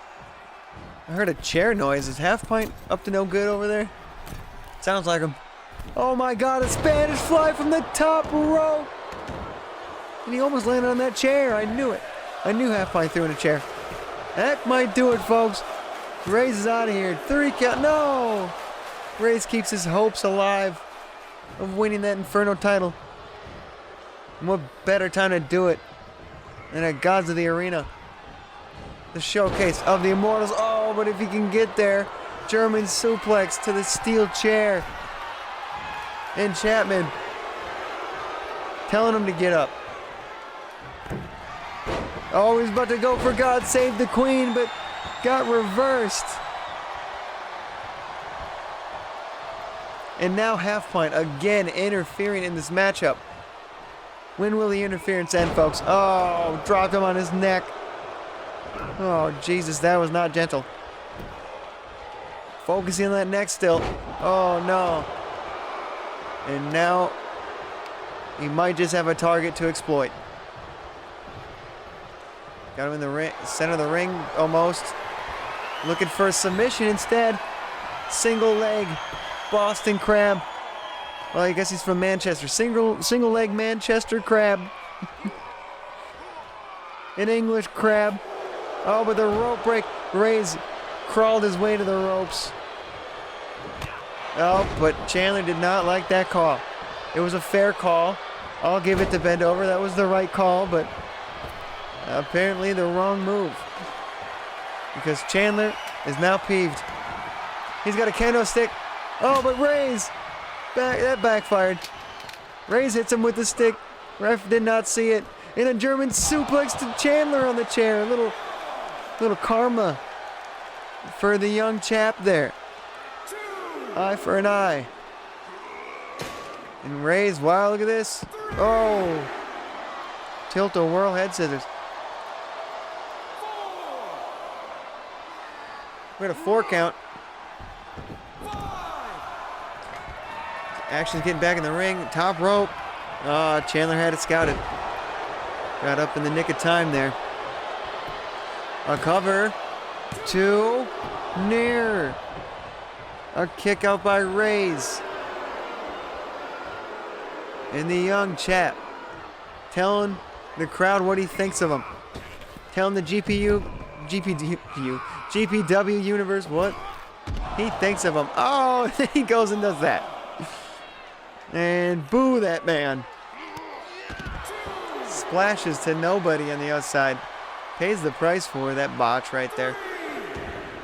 And Rey's gonna show him what real high flying's like. Yep. Oh, he gets him. Not all of them, but he got him. He might have hurt himself just as much. Incredible maneuver from Reyes. What a maneuver. Top rope again. Reyes can't get enough. Chapman's way out there, dude. Oh, he's going for a pint. Oh, my God. A Dragon Run at a half pint. Perhaps he knows that's his only shot of winning this match if he takes out the manager who's been interfering in this match every step of the way. Oh, but Chandler countered that move. One step ahead of Reyes there. Back to the neck. That weak neck of Reyes now. But Reyes still fighting on like the warrior he is. Super kick. Corkscrew splash. Insane. He might go for the Reyes' edge. He's up top. Reyes' edge connects. For the cover, for the win. 1, 2, 3. Reyes gets the win. Half pint. We better check a half pint after that Dragon Rana. He appears to be out of it. He didn't stroke out like Rico, but he couldn't get in there to make any sort of interference to break that count this time. And Reyes gets to go to Gods of the Arena to challenge for that Inferno title. A title that's been so close to his grasp all season. He's the final entrant. We're also, in that match, we're also going to see Ryan Lyons, Devon Devine, and I believe Roscoe Jones. Of course, the champion, Dre. In Reyes now. All 5 men going to compete for that Inferno title. It's going to be off the chain. And also, it's an elimination match. Better throw that in there. Here is your winner. One by one, these people got to get picked off. So we're going to see a true winner. Damn near a gauntlet match at Gods of the Arena. It's going to be dope. But they're all in there at once. You'll see that, man. Oh, here comes the Inferno champion right now. It's Dre. Oh, his former friend. Just bashed him over the head with the Inferno title. Of course, you can see it's totally the Inferno title. All right, next up, we've got the Giant Killer versus the Giant Valparaiso taking on Nefiro. Another big man for Valparaiso to upset? Or will it just be another victim of Nefiro's reign of terror? Of course, Nefiro's been kind of becoming over with the audience. Being more of a kind of a betweener here at GPW. Not quite a baby face, not quite a heel. This man has been a consummate underdog baby face. This man entering the ring right now, Valparaiso. He's carrying on the Guerrero name. That's his uncle, Chavo Guerrero, the man who trained him. Going to be at ringside tonight. Very proud uncle. He's had big wins against Dr. Destructor, a big man. He's had a win over Sergey, another big man. And been known here to kind of defy the odds and come up with some crazy upset victories. Can he do it again tonight? But he's got to go in there with an infuriated Nefiro, a man who lost his title shot at our last pay-per-view, Final Frontier, against Maverick because of outside interference from a man known as Lord Bada. He is a Hindu god, just about as big as Nefiro, actually bigger than Nefiro, a man who is larger than Nefiro. Apparently, he was #1 on his hit list. And a new rivalry has been developing between Nefiro and Lord Bada. It's been quite heated. As we saw last week, Nefiro and Kaven teamed up, an unlikely tag team, teaming up against mutual enemies in Kraos and Lord Bada. That match ended in a double countout draw because Nefiro and Lord Bada, the legal men in that ring, were beating the shit out of each other on the ramp and got counted out. While that was going on, Kaven and Kraos were still having a fight. Kaven got the best of Kraos, but then we saw a crazy blur of white light, and all of a sudden, it was Kaven's father who blames him for the death of the middle child of that family, their brother, his son, on Kaven. Reasons unknown, but seems to be a family beef. And we saw the debut of Kaven's father, and apparently it's official now. Kaven and his father will be squaring off one-on-one at Gods of the Arena, part at night 2. It's going to be Sunday night. That'll be a huge match. We've never seen Kaven's father in the wrestling ring. We just saw him ever for the first time last week. So it's going to be an interesting match for sure. We're going to see Lord Bada and Nefiro as well. That's been made official. They're going to go one-on-one at Gods of the Arena. That'll be an epic match. Mark my words. And Nefiro playing the power card early and often here, just completely over-strengthening Valparaiso right now. Val's had some upsets over some bigger guys, but this is another level. This is former GPW World Champion Nefiro. He's a pharaoh. God damn it. This man is almost 400 pounds of pure muscle and a golden claw in his hand. He's been through wars with the likes of Sin, Emperor Payne, Shannon Styles, Kaven, Cody Castro, all the top guys. Valparaiso with a corkscrew moonsault, but it wasn't enough. Corkscrew senton, I believe, actually. Looks like a David versus Goliath match, E-Rock says. Oh, totally. And oh my God, Goliath just sat up like the Undertaker. And you could, the look on Chavo's face says it all. He's very concerned about his nephew. Oh, power bomb. And Val really, really hurt.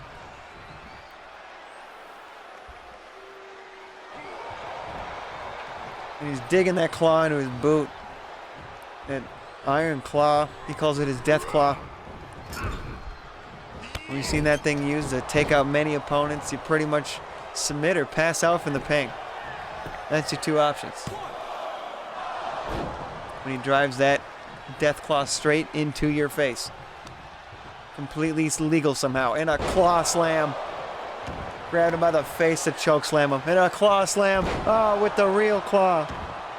That time he actually used the claw. And now barehanded claw slam. 3 of them in a row. You gotta be shitting me, folks. And Valparaiso kicks out at 1. What the hell? That's just gonna infuriate Nefiro even more, folks. And no offense can be rallied right now from Valparaiso. He had a couple shots early on, but he is getting choke slam from the top rope now. Oh my God. Stay down, save the ass whooping. No. Paraiso just got that dog in him. He refuses to lose, even when it's for his own health and safety. This man's got the fighter spirit in him. He's trying to make his great Uncle Eddie proud. He's got to roll through with a Boston Crab. A Santa Fe Crab.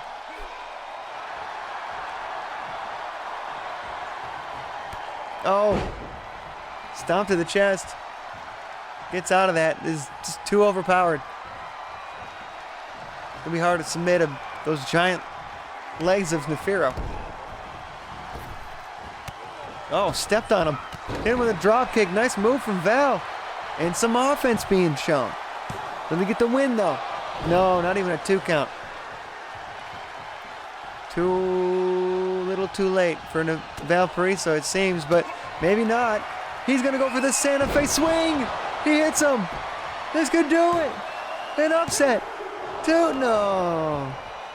Nefiro kicks out once again. The crowd says, we're not worthy of the presence of the Pharaoh. And I can't agree more. Oh, missed a leg drop from the top. And here you go. South of heaven. Oh. Don't get up. Don't get up, Val. You're just going to get a death claw. Oh, he's going to get the death claw. Bam. The fall of Anubis. 2, 3. Nefiro racks up a win before the gods of the arena. And the momentum builds as he heads into probably one of his toughest matches he'll ever have, going one-on-one with a Hindu god, Lord Bada. A big man. That's going to be a hell of a matchup. That's going to be one of the matches I'm looking forward to the most at Gods of the Arena. And all credit to Valparaiso for hanging in there as long as he did, man. Don't count that kid out. He's got a tremendous potential. He's got a hell of a future here at GPW. Don't let this loss affect him. Oh, here comes Lord Bada. Oh no. Nefiro didn't see him make his way down the ramp. Lord Bada's here. Chavo was going to help, but he decided, no, I'm going to keep out of that one. Smart move by Chavo. And Val even just going to let it happen. This is between Lord Bada and Nefiro, and I think Lord Bada's trying to make Nefiro not 100% heading into Gods of the Arena, and he's doing a good job of it. Steel stares to the face, and he's not done, folks. I thought he was going to leave. Oh, maybe he is getting out of here. The damage has been done to Nefiro. Oh, but maybe not. He brought in a ladder, folks. What is he going to do with that ladder? Oh, smashes him in the face with the ladder. Now he's putting the ladder on the ground. This is Lord Bada, folks. A man even larger than Nefiro. Oh my God! On the ladder.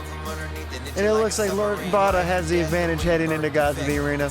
Regardless of the outcome of this match, he got the last laugh for sure, folks. Damn. All right, next up we've got Marilyn Shade taking on our GPW Women's Champion Nora Nova in an exhibition match. Of course, Nora Nova's she's going to be main eventing night 1 of Gods of the Arena against her best friend. Well, I don't know if I should say that now. They've been kind of, this title's been kind of ripping them apart, but she's got to face Starlet this Saturday. Gods of the Arena Part 1 in our main event. This is going to be a hell of a main event. But tonight, she's got a singles match against our alt-rock Lita slash, who else is kind of gothic? Victoria slash Shotzi slash Rhea Ripley slash China. Her name is Marilyn Shade, folks. And a win against the champion tonight, man, that would do wonders for her career, that's for sure. That would definitely put her in a hard and easy argument, I should say, for a title match in the future.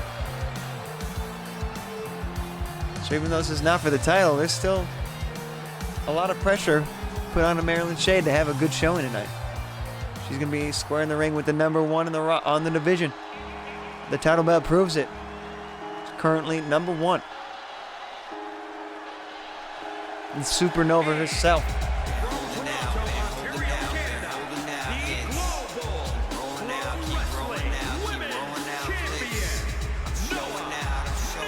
Noah Nova, folks, won that title back in January in a TLC ladder match against the Demon Queen known as Melandra.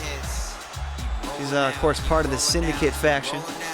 You'll see Melandra and Sin take on Emperor Pain and Empress Pain to determine who the best power couple is in GPW. At Gods of the Arena, of course, but I digress, because you'll see Emperor Pain and Sin square off for the first time ever one-on-one later tonight. That's going to be epic. So do not tune out. Stay here, where the action's good, the weather's nice, and the drugs are free. Okay, maybe not that last part. Nora Nova showing out right now. She's been holding out hits. Rolling out clips. Don't slow her down, bitch. Oh. Cross body from the second rope. It's a 1 count, too early of a cover. Just testing the waters out was Nora. Snapmare, not letting Maryland get any sort of offense in right away.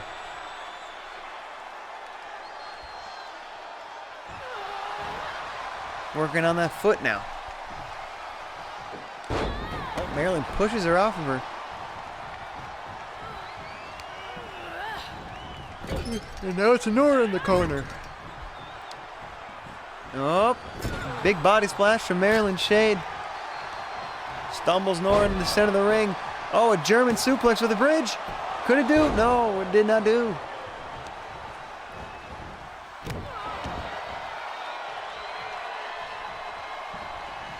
And now Maryland with a, oh, nice move. Oh. Not sure what that was called, but it was awesome. And a knee to the face. Maryland going second rope now. Telling Nora, get her ass up. Kicked her in the face. Oh, Lord. Went for Hurricane Rana, I believe, but no, got caught. Got caught with a backstabber. Lumbar check. Yep, all the bones were there. They're just in a different spot now.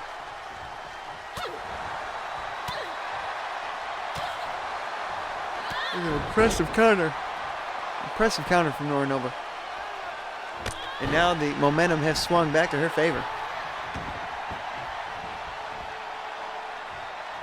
Nora's thinking springboard stomp. Oh, Lord. Right in the baby basket. I won't say baby maker, but the baby basket. A bread basket is what others call it, but I don't know. Whatever. I got the terms mixed up. Fuck you. All right, surfboard stretch applied here from Nora Nova.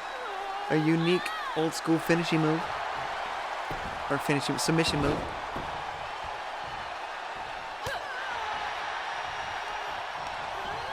But Maryland Shade not going to go down that easy.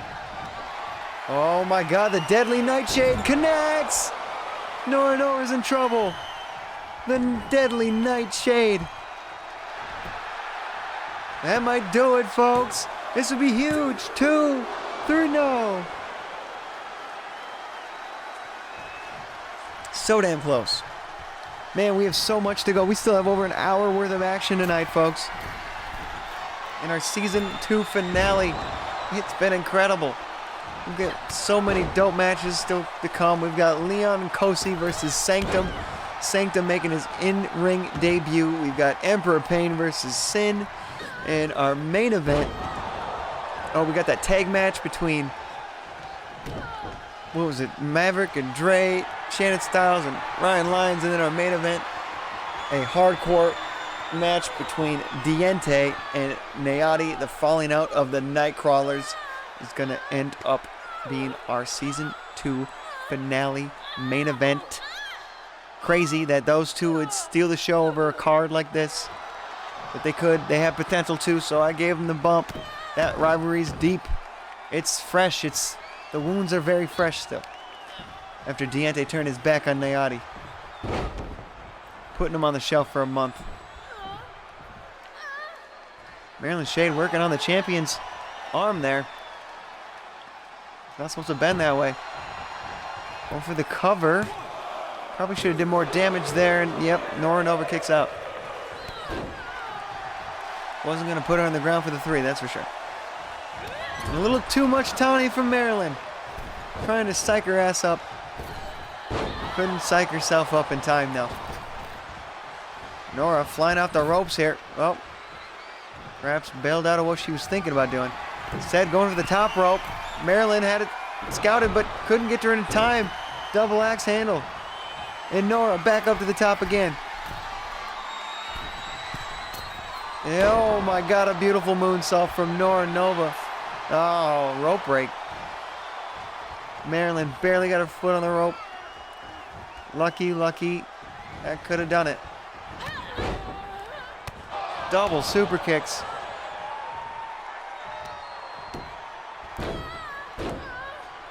Now Nora a little frustrated here.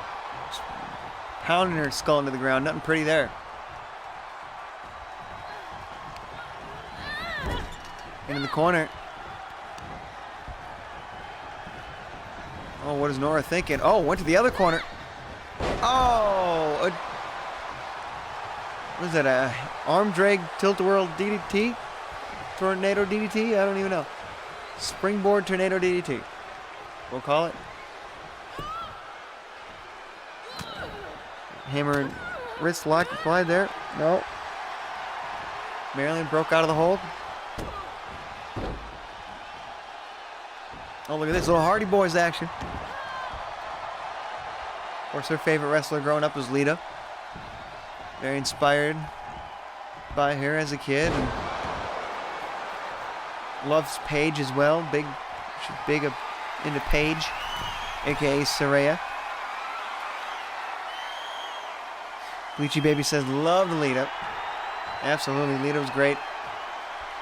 Although, when when her and Trish had the rivalry, I had to side with my girl Trish, dude. That chick has defied the hands of time, my friends. Trish Stratus, talk about still being hot all these years later. She's a hell of a MILF.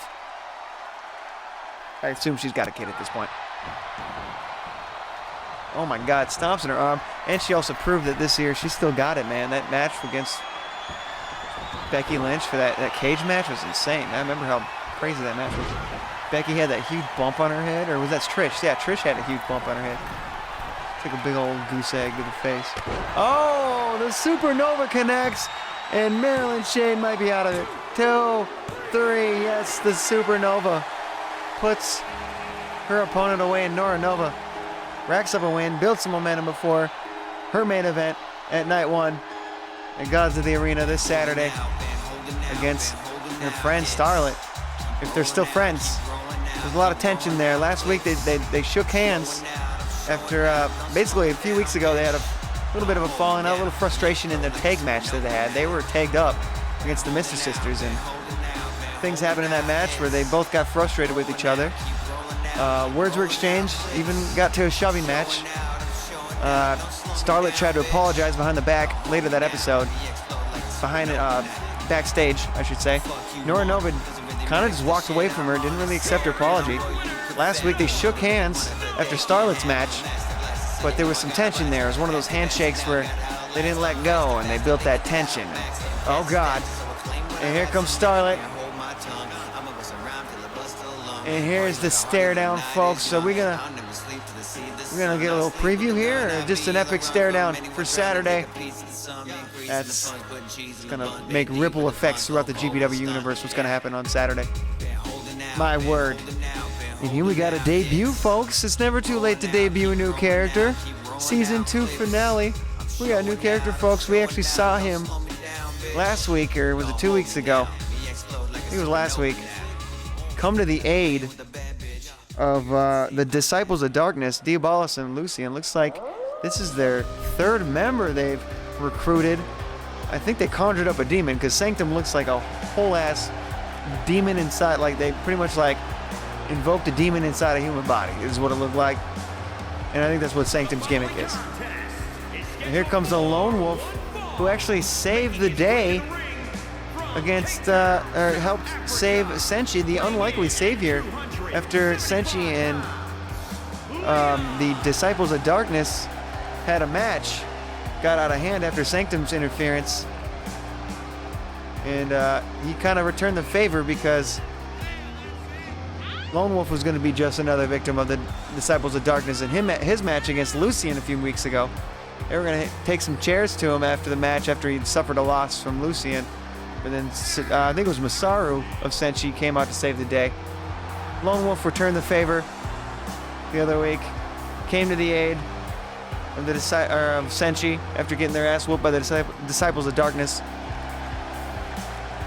And now we got a one-on-one match. And perhaps this may not be the end of this little rivalry we got going here. And this new friendship between Lone Wolf and Senshi. Looks like they got his back at ringside tonight. Smart move. Not such a Lone Wolf tonight.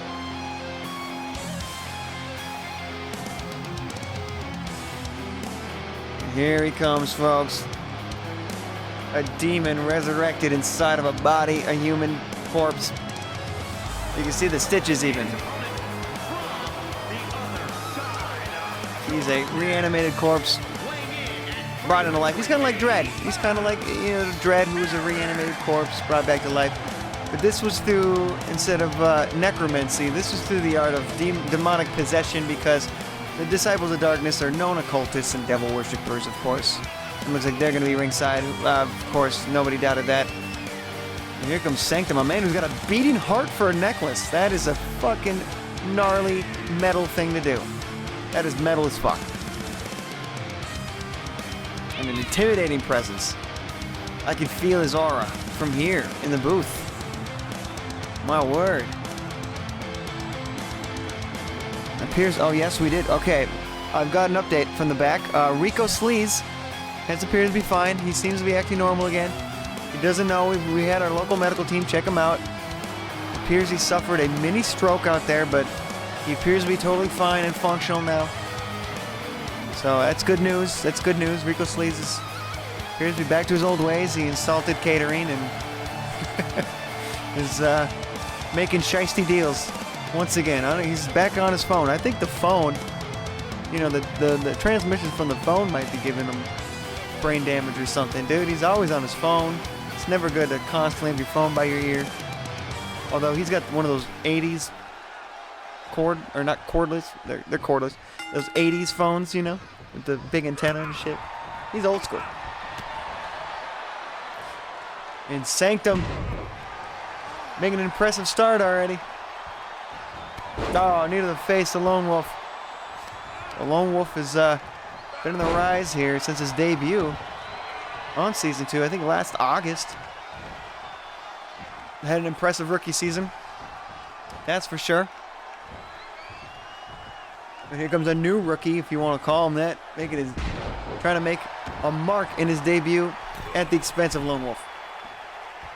He's taunting the audience. The audience gave him no cheers or no boos. They're pretty neutral on him. They don't know. There's too much of a mystery to have an opinion on him yet. Oh, knocked his ass on his face. And Sanctum showing no respect for Lone Wolf. Didn't expect to. Beating on his back now.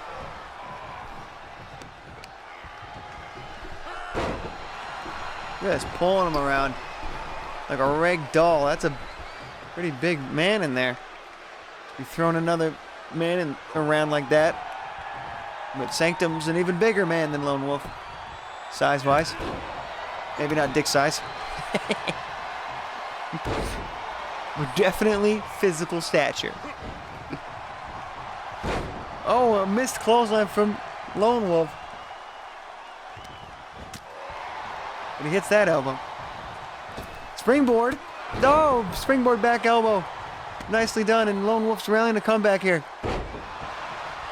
A moonsault, a standing moonsault, and then a bottom rope moonsault. Could this do? It don't do. Just a 1 count. Sanctum is a beast, folks.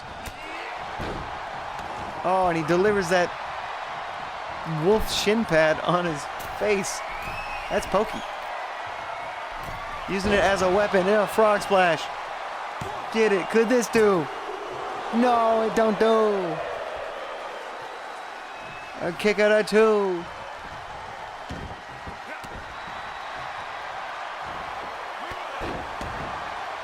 And what does Lone Wolf have to do here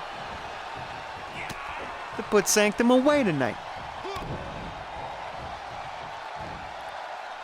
Oh, he just dropped him on his patella buster. Jesus, dropped his head on his knee. Crushing his neck and only got a 2 count. Leon back to his feet like some kind of miraculous miracle.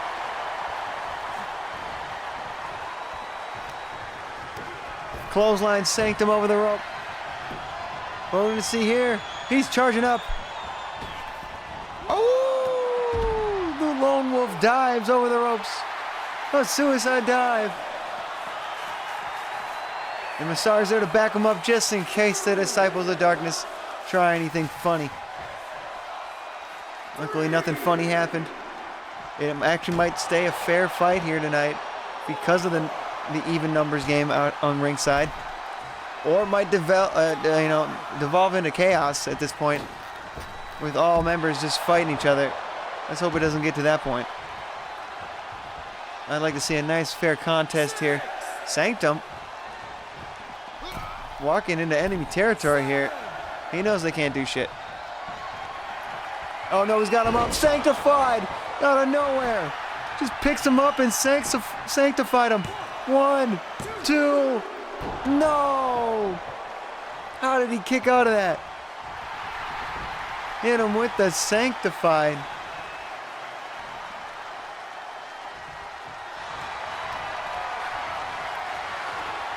Now a claw into his shoulders, trapezius muscles, while Lucien is throwing a chair out. The Disciples of Darkness are now cheating. They're all now up to their cheating ways. Throwing in kendo sticks. He's just throwing in weapons now. Hoping the ref doesn't do shit. And knowing bend over, he won't. And see, look, he just took a kendo stick to the back of the neck. Sanctified, baby. But it didn't put Leon down for the count quite yet. He's still got fighting him. He wants to win.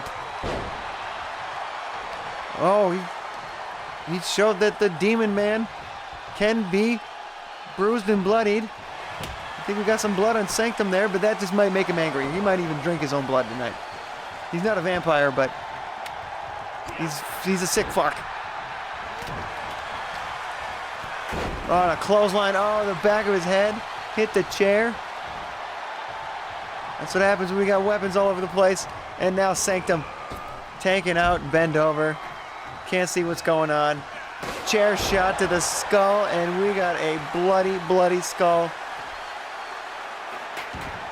Leon Lone Wolf's face is just a bloody mess at this point. Just got cracked over in the head. Bend over, saw nothing of it. But Leon's still trying to fight. He's got moxie, folks. Oh, but another patella drop. My God. He's got him up once again. Oh, he's spinning this time. Sanctified. He threw a little spin on it that time. 360 sanctified. Let's get it. You know that wrestling logic, that makes it hurt more. 2, 3. Even with the delayed count from bent over, it was enough to put Lone Wolf away. And Sanctum wins his debut match here at GVW. He already has more wins than Guy Person. Insane. And he remains undefeated this season. At least on Inferno. 1-0, 100%, wow. But this just in, folks. Yes, this just in. I don't know why I said this, just like I'm getting fed this information. I'm the guy who books this shit. It looks like we're going to have a match at Gods of the Arena between the Disciples of Darkness and Senshi with Lone Wolf. So we're going to have a little trios tag match at Gods of the Arena to settle the score tonight. Sanctum Man the last lap here, but let's see how the free preview goes. My word. E-Rock says, love it. Hope to see him at Gods of the Arena. And it's official. He will be at Gods of the Arena. E-Rock, he will. And so are the entire Disciples of Darkness. And so will these two groups here. The Empire of Pain and the Syndicate. Who is the bigger power couple? Well, first we got to settle who's the better competitor between the males here. We've seen Empress Pain and Melandra fight, but we haven't seen Emperor Pain and Sin square off in the ring. So this is one of them, you know, get it off a bucket list type dream matches that you could book here at GPW. Had to get it in before the end of the season. And this will build perfectly into the power couple match that we have at Gods of the Arena. It's going to be a powerhouse affair between two of our biggest competitors and most fearsome competitors in all of Global Pro Wrestling. Emperor Pain, the longest reigning Inferno champion, and Sin, a former GPW world champion. He probably still has the longest reign in the world champion division. Let me see. He won the belt in October of season 1, then he held it to Gods of the Arena. That's like November, December, January, February. That's a 5-month reign. Yeah, that's probably the longest time someone has held that world title, man. Kevin had a close 4 months, I believe. Castro had 3. Well, Castro had 6 months if you count the advantage of that off season.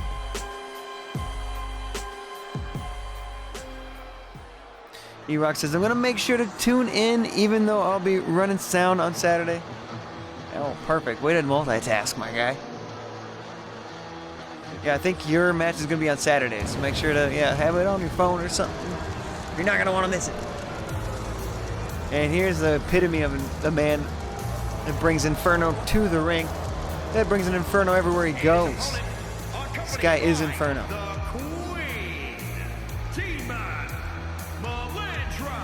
Representing the Syndicate from the pits of hell. Weighing in at 450 pounds, Demon King.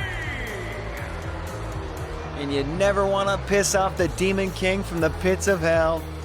This man defeated Satan, although he didn't come back 100%. That's why he wears that mechanical gear. He's kind of a cyborg demon at this point, because of his furious fight against the control over the Lord of Hell, basically. Which he won, but he was he had to be rebuilt again while he heals. It's like a suit that heals him. It's a regenerative suit made of metal. Sin and Emperor Pain. Of course, this rivalry started last month at Final Frontier. These guys were both one of the last people that were surviving in that 30-man over-the-top rope Galactic Gauntlet match. These two couldn't seem to give enough of each other in that match. They had a bit of a rivalry developing within that one match. And then all of a sudden we had the question, who was the greatest power couple in GPW? Well, we were having a bunch of mixed tag matches, and these two came up to mind. So now we're going to settle the score. We first got to know who's going to best the males in singles competition before we know who the best couple is. Who's going to take that momentum into the Gods of the Arena? Not even a 1 count. Way too early, Emperor Pain. What are you thinking? You're in there with a goddamn Demon King. And a kick to the back of that regenerative suit. A mecha demon, folks. Oh my god, you've seen it all here, folks. Hit him with a backslide driver. That was insane. Damn, Emperor Pain, look at this, an F10. Jesus! Couldn't believe he picked him up like that. Oh, but Melandra getting involved here in the match. Emperor Pain not letting him get the best of him. He went for that Painmaker, not gonna happen. And now Empress Pain talking shit to the ref. She's a little upset that Melandra got involved. Oh, and Sin trying to put it away here early. Hit him with a final judgment. No way. No. Couldn't make him repent for his sin. Wow, trying to put it out early here. Both men. It's one of those fights between, the two big powerhouses. It's like a Brock Lesnar, Bobby Lashley match, man. Oh, stiff right. Actually brings Sin down to the ground. Oh, we got a fight on the outside between Empress Pain and Melandra. Knew that was a matter of time before things broke down. All it took was a little jaw-jacking from both of them on the outside. She's trying to entice Melandra. Not sure if she swings that way. I think they're both couples, like I said, but they could be swinging after the show. Who knows? Oh, a tombstone from hell. Maybe they'll get over their differences and have a weird orgy after the match. They seem like they're both into freaky shit, so they'd match up pretty well. Oh my God, and Emperor Pain's got him in some kind of painful hold. Holy shit, got his arm and his leg trapped, but Melandra is interfering in this match. Taking out Bent Over. There's a matter of time. And gave enough time for Sin to power out of that match. And power out of that submission. I don't know why he's covering him. The ref is out of it, folks. Oh, Empress Pain now, making her presence known. Bend Over has ejected Melandra. Let's see if that sticks. Didn't stick with Rico. Oh, and now Empress Pain get ejected. Oh, the odds have been even now. Hey, that's the right move from Bend Over. Get the ladies out of here. They're getting too involved. Go to the back. Cool down. Take a chill pill. And now we're going to see, hopefully, an even fight. Oh, a Painmaker. We got to see a Painmaker. He's got the cover. Emperor Pain. What might be an upset? No. I wouldn't call it an upset, but some might would. Just for the fact that Sin is a literal demon from hell. And Emperor Pain just plays a really demonic individual. He's more like a cult member, like a cult leader. Oh. Of course, he's the leader of the Empire Pain. They roll about 4 deep. We saw Hecatome and Havoc in the pre-show Rumble. But the Syndicate rolls deep too. Oh, a 360 spinning tombstone from hell. Count your clocks. It's over. Your days are numbered. And that'll put Pain away. Sin brings the momentum into this Sunday. I believe they're going to be in the Night 2 event this Sunday. I thought Pain had the right idea. He came in with the offense super early. F10'd him. Hit him with a Painmaker. We thought it was over with the second Painmaker. But no. We thought it was going to be over with that final judgment from earlier. But no, but it was the 360 tombstone from hell. That's what did it. That action was fast and furious. Wouldn't expect it any other way. We got, I think, 2 more matches tonight. We got a tag team match and that hardcore match to end up season 2 of Inferno. Yes, there we go. We got the 2 friends, Shannon Styles and Ryan Lyons, both #1 contenders for their respective title matches against Maverick and Dre, both champions of their respective titles. So it's going to be a hell of an interesting tag team match here between Maverick, Dre, Shannon Styles, and Ryan Lyons. I would definitely say the chemistry leans towards Shannon Styles and Ryan Lyons. They've been in tag matches before. They're really good friends. Hence why they've tagged up. They've got mutual enemies too, in Dre and Maverick. Of course, we're going to see Shannon Styles. He was the winner of the Galactic Gauntlet match at Final Frontier, guaranteeing him a shot at the world title at Gods of the Arena. And it just so happens the champion that he's going to be challenging for is his mortal enemy, Maverick, a man who he's had a 2-year rivalry with at this point. And we might see the culmination of that rivalry at Gods of the Arena, which is going to be, dude, it's going to be a crazy match. It's a 3 stages of hell match, folks.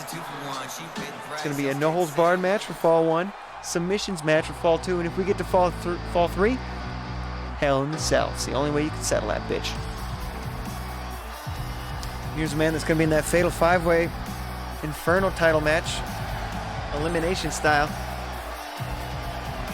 Ryan Lyons, a man The first ever double champion at Global Pro Wrestling, albeit only for a month. That's the curse of being double champion. You gotta work double duty. You gotta defend that title twice sometimes. That's exactly what happened to Ryan Lyons, but he won the Triple Threat title and the Inferno title back in January. Lost both of them by the end of February. It's hard being in 2 matches in one night. He got the best from him. Dre won that title back from him. And then I believe Kenji Chang won the Triple Threat title from Ryan Lyons. But Ryan Lyons was victorious at Gods of the Arena last year. Seeing him win the Triple Threat title for the first time. Well, let's see if he can be just as successful in this year's Gods of the Arena. I wouldn't count him out. Now here comes the world champ. Whether you like it or not, he is your GPW world champion. That dirty bastard Maverick. And from Redondo Beach, California, The man who finally dethroned Caven. 31 pounds, the Global But I mean, that needs context. World Champion, Maverick. So what happened was, the winner of the Money in the Bank, the Golden Briefcase, was Shannon Styles this year. Maverick coaxed him into a match to put his briefcase on the line, which Styles lost to Maverick. Maverick became the Golden Briefcase holder, and then just went AWOL for a few months. Came back, tried to cash it in after a crazy Iron Man match between Nefiro and Caven back last November. Nefiro put the kibosh on that, stopped the cash in from happening, and then he waited even longer. Then he waited till January at Power Struggle, which was our first ever Elimination Chamber match here at Global Pro Wrestling, where Caven defended his title against 5 other people in an Elimination Chamber match, about a 30-40 minute match. And then Maverick came down, who was in that match earlier and was one of the first ones eliminated, came back, cashed in the briefcase. We had a whole other match. Caven even lasted 20 minutes in that match, but it was to no avail because Maverick ended up getting that win. And here comes the Inferno champion. Won it back from Ryan Lyons. Back last month at Final Frontier.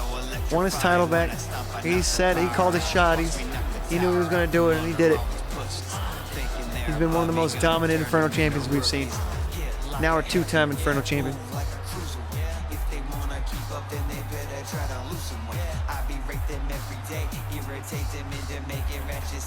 And it'll be the first time teaming up with Maverick here. 2 of the biggest heels in the company. Heels usually have no problem teaming up together. It's the faces that usually have the egos that conflict, which is weird. You would think the heels would have the egos, but sometimes it's the faces that don't cooperate very well with each other. But this time I don't see that happening. It's Shannon Styles and Ryan Lyons. They're good friends, both in and out of the ring. Looks like we got Dre here and Shannon Styles. Looks like Maverick didn't want anything to do with Shannon out the bat here. Tagged in Dre right away. Saving himself for this Sunday at the part 2 of Gods of the Arena. That crazy 3 Stages of Hell match that's got all the makings of an instant classic. Oh, Styles went for the dive. Didn't really get all of it. And Maverick now, seeing the advantage he has. Oh, double axe handle while Styles is down. And now he feels like kicking his ass, huh? Now he feels like getting involved. And son of a bitch. Now Dre gonna pick on the scraps here. Getting the leftovers from Shannon. From Maverick's assaulting Shannon there. Still got the main event later tonight, folks. Don't go anywhere. We got a hell of a main event for you tonight. It's going to be brutal, folks. It's not just any old hardcore match. I believe it's a first ever Junkyard match, folks. Our first ever official, sanctioned, unsanctioned Junkyard match between 2 former tag team partners, now bitter, bitter enemies. Diente and Naoti. It's going to be crazy. Shit is going to happen, man. A first. Who says it's too late for a first here on Inferno? It's going to be your first ever Junkyard match tonight. Oh, and Dre throws Ryan Lyons out of the ring. On to Maverick, though. That's the smartest move, but showing the world his power. Not just Ryan Lyons. Grabbing him by like the neck. And now Maverick taking over where Dre left off here. Cartwheel knee. Oh, the showboat. Maverick not shy to add a little arrogance into his routine. Springboard. And a pin. Just a 1 count. Ryan Lyons still got plenty of fight in him. Winner of this will build some most necessary momentum heading into the Gods of the Arena. That's what all these matches were, baby. Build that momentum. Or some people, it was to get there. And these guys already have their tickets to the Gods of the Arena. They just need to see who gets the advantage leading into it. Oh, tag made. First double team move of the night. Held him down so he could boot him right in the face.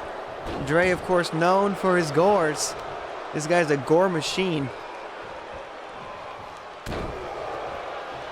Just loves to just embarrass his opponents out there and brutalize them. Oh, man. Oh, man. Is that an Anaconda Vice? It's got to be an Anaconda Vice. My word. It's locked in tight. And Maverick trying to play defense here, but Shannon Styles in the ring. But he's always got faith in Ryan Lyons to get out of it. He was just there to motivate him to get out of it, and he did. The trust in his tag team partner is real. They have a lot of trust. He knew Ryan would rather just strengthen out of it. It'd only motivate him more, and it's psyching him up. Look at that. Ryan Lyons with a big elbow. Makes a tag to Shannon Styles. And it's showtime, baby. Oh, a little taunt. Dre's not going to like that when he gets up. Oh, a gore. He hits him with a gore. Told you. But now he's taunting. Shannon Styles back to his feet. Dragging him around the ring. Didn't know what to do with him. A little indecisive there. And he's paid the price for it. Oh, Dre knows exactly what to do. He puts him in the corner, punches him in the face a bunch of times. Now he's perching him on the top rope so he can muscle bust his ass. Oh, God. Muscle busted. For the cover. The win. No, Shannon kicks out. Back elbow, back of the head.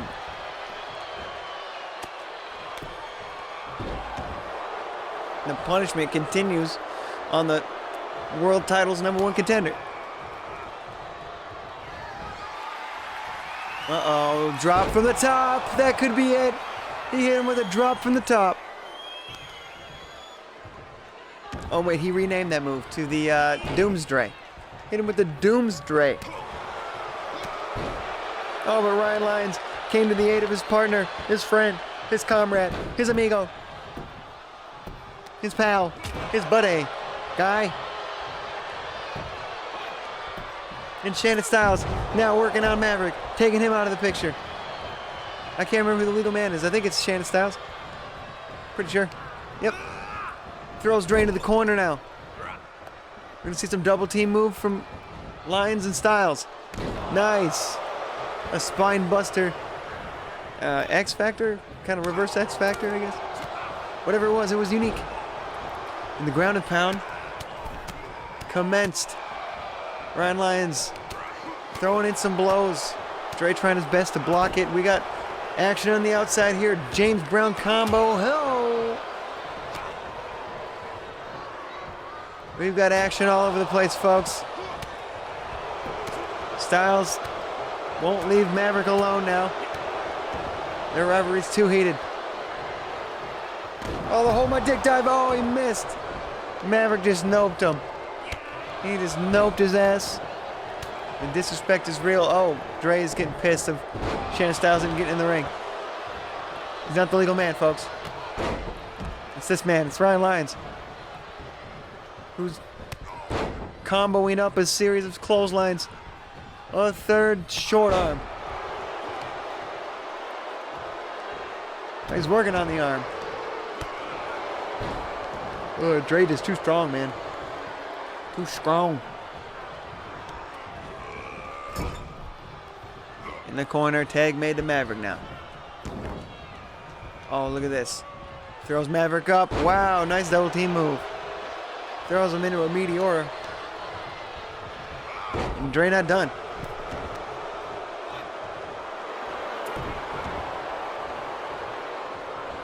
Ref trying to get Dre back to his corner.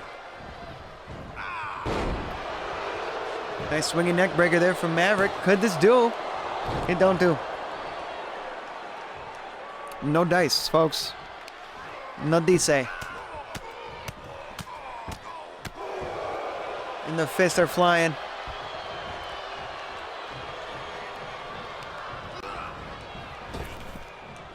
Oh, a sling blade from Maverick.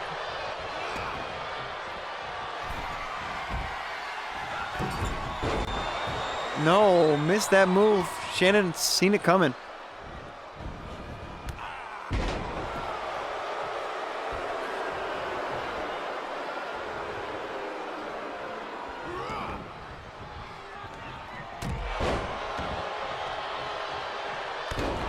Shannon with an elbow.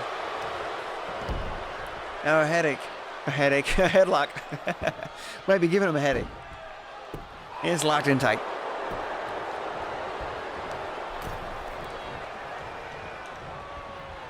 Now what's he's looking for? Uh-oh. 360 splash. 360 stinger splash. Oh, to the icon. Oh! And a top rope leg drop. And never shy of confidence is Shannon Styles. He throws him in the rope. Oh, smokes him. Hits him with the banger-ring. Go for the cover. What's he do? Oh, he wants to go for the style driver instead. But Maverick sees what he's doing. And he's coming to the aid of Dre. No, drops him. Inverted DDT. Inverted. Yeah, that's right. I think. I don't remember. And Ryan Lyons came to the aid. Now all hell's breaking loose. It's chaos in the ring. Maverick slides to the outside.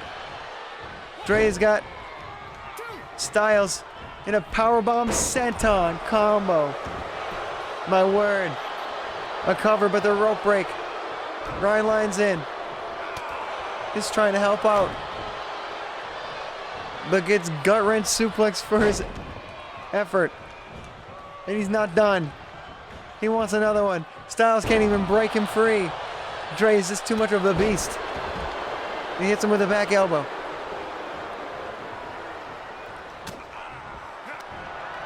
Style driver! Style driver, he can win this! Why is he taunting? No, Styles, stop doing that. Win the match, man. He's going for the cover. 1, 2, no, Maverick breaks it up at the last second. If he would have taunted, Maverick might not have gotten up in time. That's where your cockiness proves to be your detriment sometimes. It happened right there for Shannon Styles. Hopefully that doesn't happen in this title match. He better be all business when it comes to his title match this Sunday, or Maverick is going to do things just like that.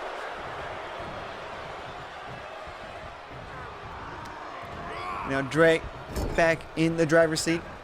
Takes in Maverick. Another double team move coming at you. DDT. He keeps him up. Throws his legs up on him. Oh, with a reverse German.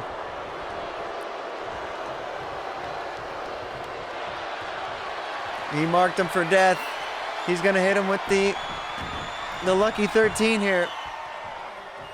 He's got it locked in.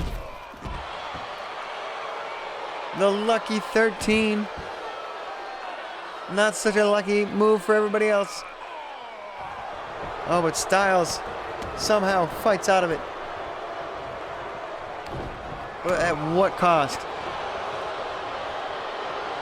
Now we're seeing a preview of this Sunday right in front of our very eyes, folks. Look at this. No, he gave him the 360 sanctified.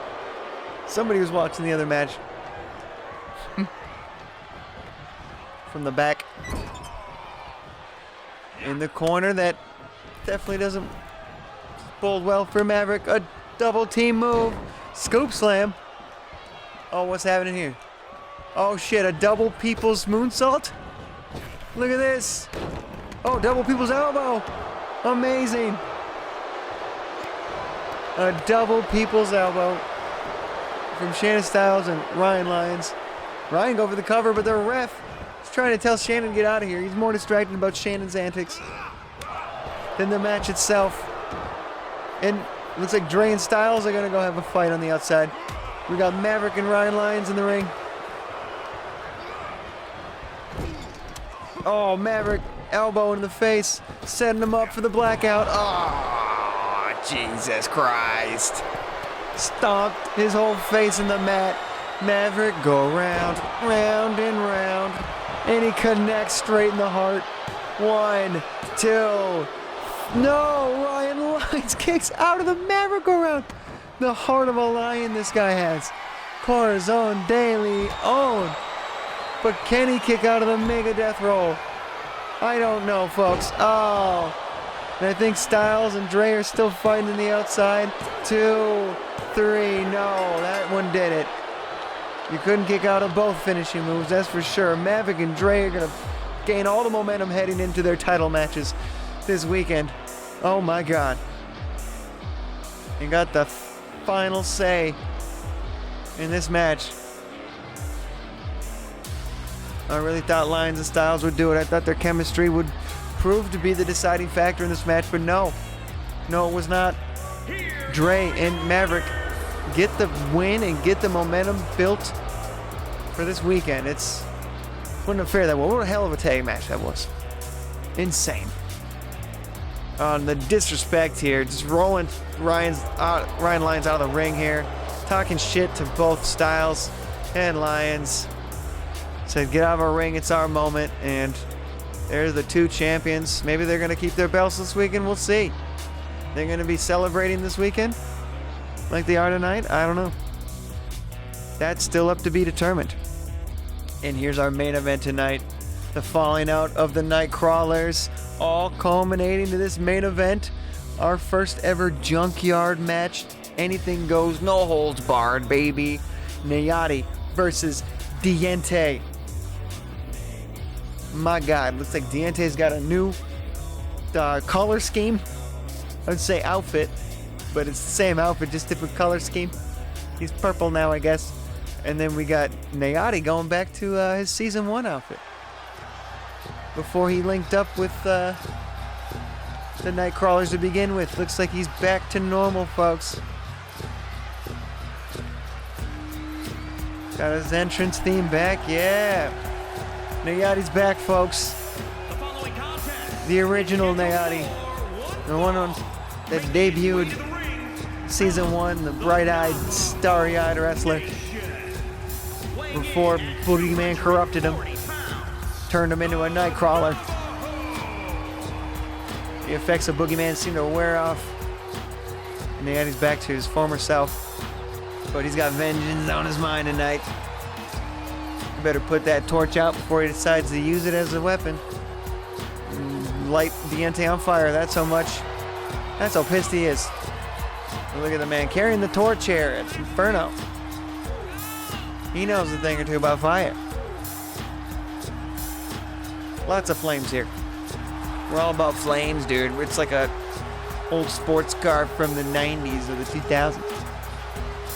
Flames make everything cooler. Well, actually hotter. There's Nayati, of course. Has gained the sympathy of the GPW crowd.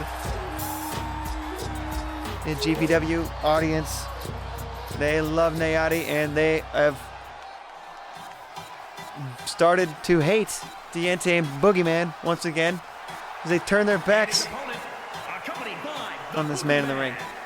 And there he is. Wow, new look to him, new entrance gear. Look at him go. Diente getting the push from Boogeyman.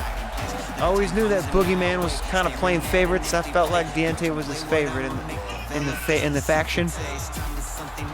Looks like I was right.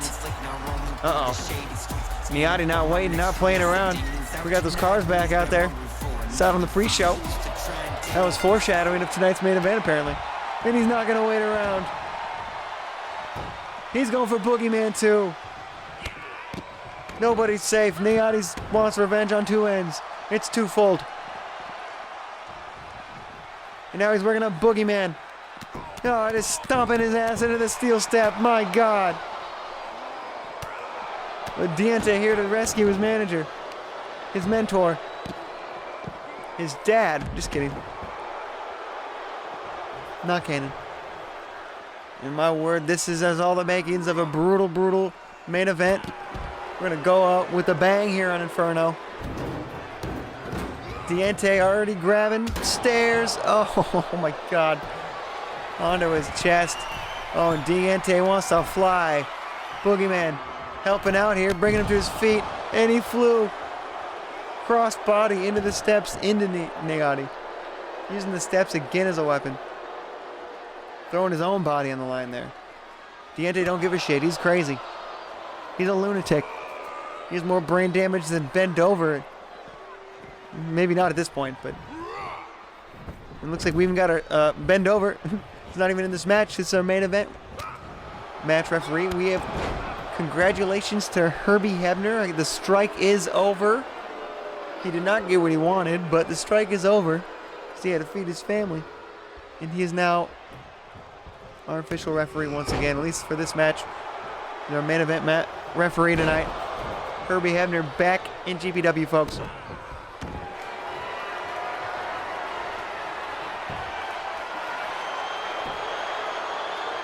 Oh, we got a rope break there. Look at Herbie. Oh, welcome back to GPW, Herbie. Oh, no. Oh, man. I shouldn't have called you out. Because now Herbie's remembering what it's like to work for us again. Oh, no. Diente's got a ladder.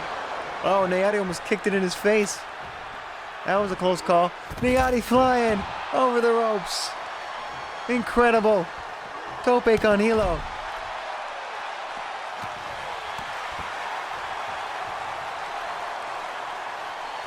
I never thought I'd see the day where these two would become bitter enemies.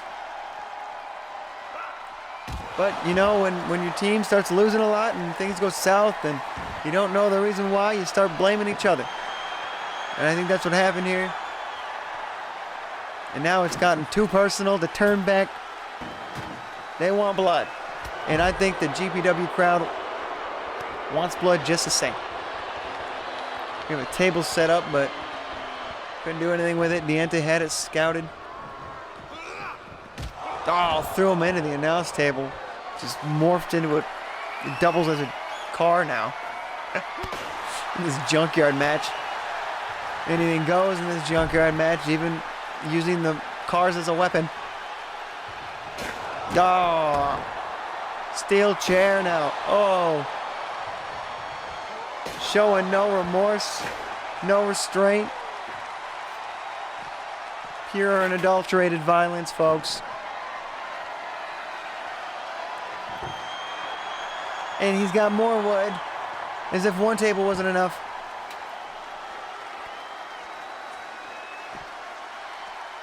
Oh, Diente kicks him in the face. Thought he was going to suplex him. Instead, just throws a knee right in his face. Now Diente looking for some weaponry. Oh man, he's got a ladder. The toys are out, folks. In succession. Oh, he kicked the ladder in his face that time. Got him. And a double axe handle. Miotti with a nice baseball slide. Hits the ladder into Diente's face. Knocked him silly. Add that to the brain damage counter for Diente. A man who gets hit in the head a lot. Believe it or not, folks, he was just a normal luchador wrestler before the accumulative brain damage kind of got the best of him, and then also his association with Boogeyman kind of changed his whole gimmick up. Still got that crazy, sinister smile, though. Uh-oh, not looking good for Nayati here. Diente has Nayati sprawled out on the table, smacking his arm on the table. Oh no, he's top rope. He's gonna dive. Oh, get out of the way, no! Nayati got smashed through a table. High risk, high reward. Diente paid off for him. Oh my God.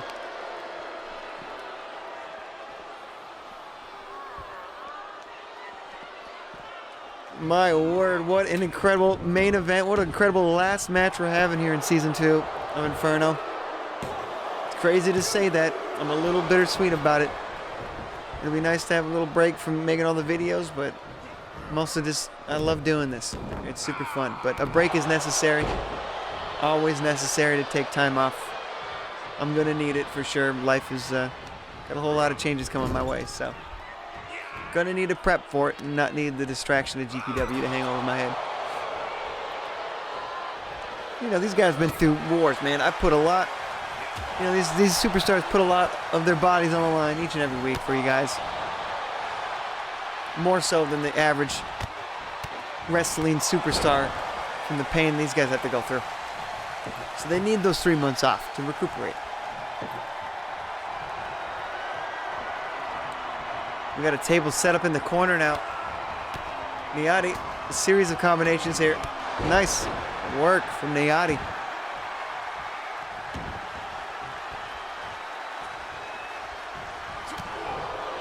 Diente kicks him off of him. And then Diente firing back with some moves of his own. Manhattan drop, drops him on his feet. Feet to face style, how you like? Diente now. Oh, a brain buster, a fisherman's brain buster. Diente's got quite a cool moveset, not gonna lie. He's whipping us some crazy moves. Oh, he's feeling himself now. Uh-oh, might be regretting that.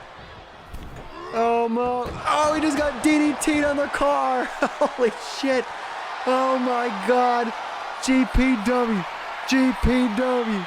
GPW. Nayati is DDT'd Diente on top of the car hood. Holy shit. Now Boogeyman wants nothing to do with Nayati. Nayati was threatening violence on him. Surprised he didn't punch him. What a move, man. And it just shows you the amount of violence you can do in a junkyard match. I can't believe Diente is still standing, folks, and still fighting. This man has taken a lot to the brain before. This ain't no different. Oh, Boogeyman's getting involved now. It's a matter of time. Oh, he tried to hit him with a chair, but he lost his grip. Uh-oh. No. Of course, Boogeyman being ringside is the ultimate advantage for Diente right now. There's nothing the ref can do about it either. As there are no rules, folks. Diente just letting Boogeyman do all the work right now. Gonna choke slam him? Yep. Choke slam on the chair. Oh no. It's not looking good for Nayati. It might be all but over for Nayati. It's not looking good, man. The numbers game is finally starting to take play. And Boogeyman feeling himself right now. Not looking good. Nayati's gonna need a fight. He's a warrior. He's gonna fight. I can't count him out yet. Knee to the gut. Nayati removing the announce tabletop. What is this man cooking up? Let the man cook. Let him cook. Oh, a knee. I can't believe he's still standing after that one. Uh-oh. Uh-oh. He's leaning against the announce table. Oh my God, what are they doing? They're on top of the car. They're on top of the vehicle. Oh God. What is he doing? Oh! He just broke him in half. Oh my God, what a pump handle slam. No, don't do this. My word. Enough is enough. Giving him the Archer arrow. He's floating in the air. The hell is that? It's got a crazy magic. Deontay back up to his feet. How is this man still ticking? He is supernatural, folks. Oh, and the numbers game back in play.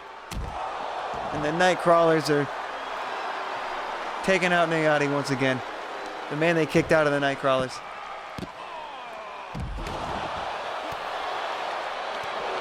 No longer an honorary Nightcrawler. And now Deontay has the distinct advantage. Oh, he's bringing him over to the car. What does he got in mind now? He's trying to pay it back. No. Enough is enough. Don't do it. Oh my God. Oh, slammed him. Oh my God. Call the EMTs. Nayati is sprayed over the hood. He's over the hood. Oh, he's just leaning on the hood. He's dead, folks. He might be dead. He hasn't moved. Somebody go check on him. Oh, he's getting up. Thank God. Slowly getting to his feet after getting slammed on the freaking car hood. Oh my God. On the windshield and rolled off to the hood. To be specific. This man is still in the match. I can't believe it. I can't believe it. Oh, he just punched him through a table. Oh my God, we only seen Mountain Man do that. Just insane. That only pissed Nayati off. And he is channeling strength from his ancestors to defeat the demon known as Deontay. The ghoul. The ghoul of GPW. Thought he was going to go for something else, but he punched him in the face instead. To throw him off. And now just ground and pound.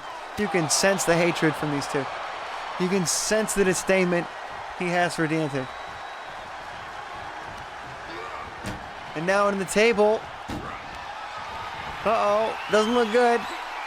Power bomb. Yo, buckle bomb through the table. Oh God, the lights went out. What is happening? Deontay!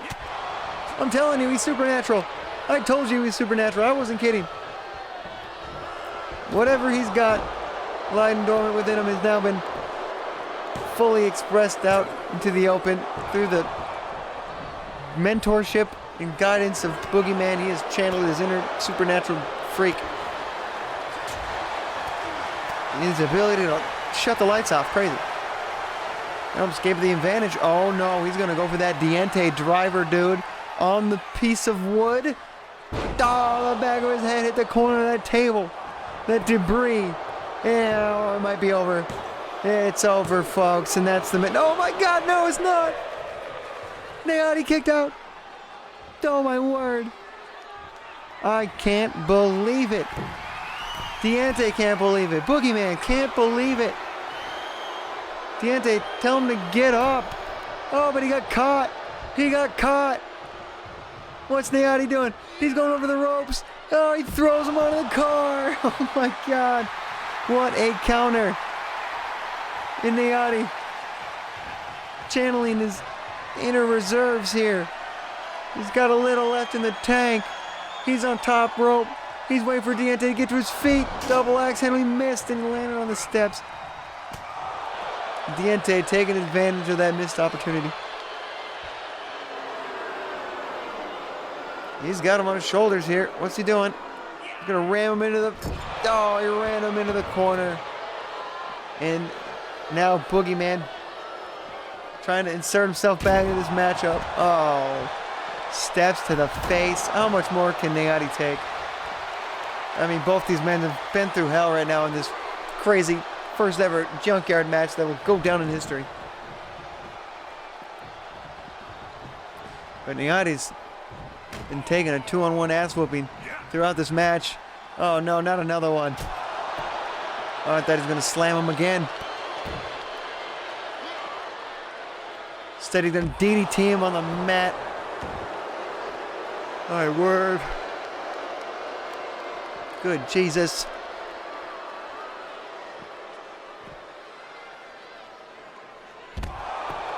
Oh no.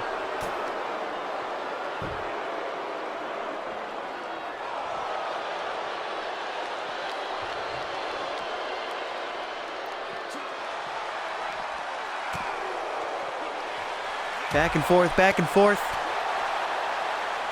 Look at this. They're still fighting on. He left. Niati is fighting on.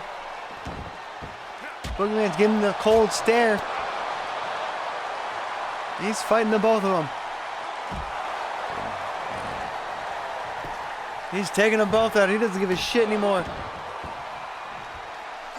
He knows he's got to take them both out at this point. He's pounding on Diente. Boogeyman's trying to coax him again. Uh-oh. Uh-oh. Boogeyman might be going for a ride. On top of the car. A pump handle. Slam. Oh, Boogeyman got slammed on the windshield. Surprised it hasn't cracked. That is a strong windshield. That is a very strong windshield. You know, they're both threatening each other with violence. Oh, there we go.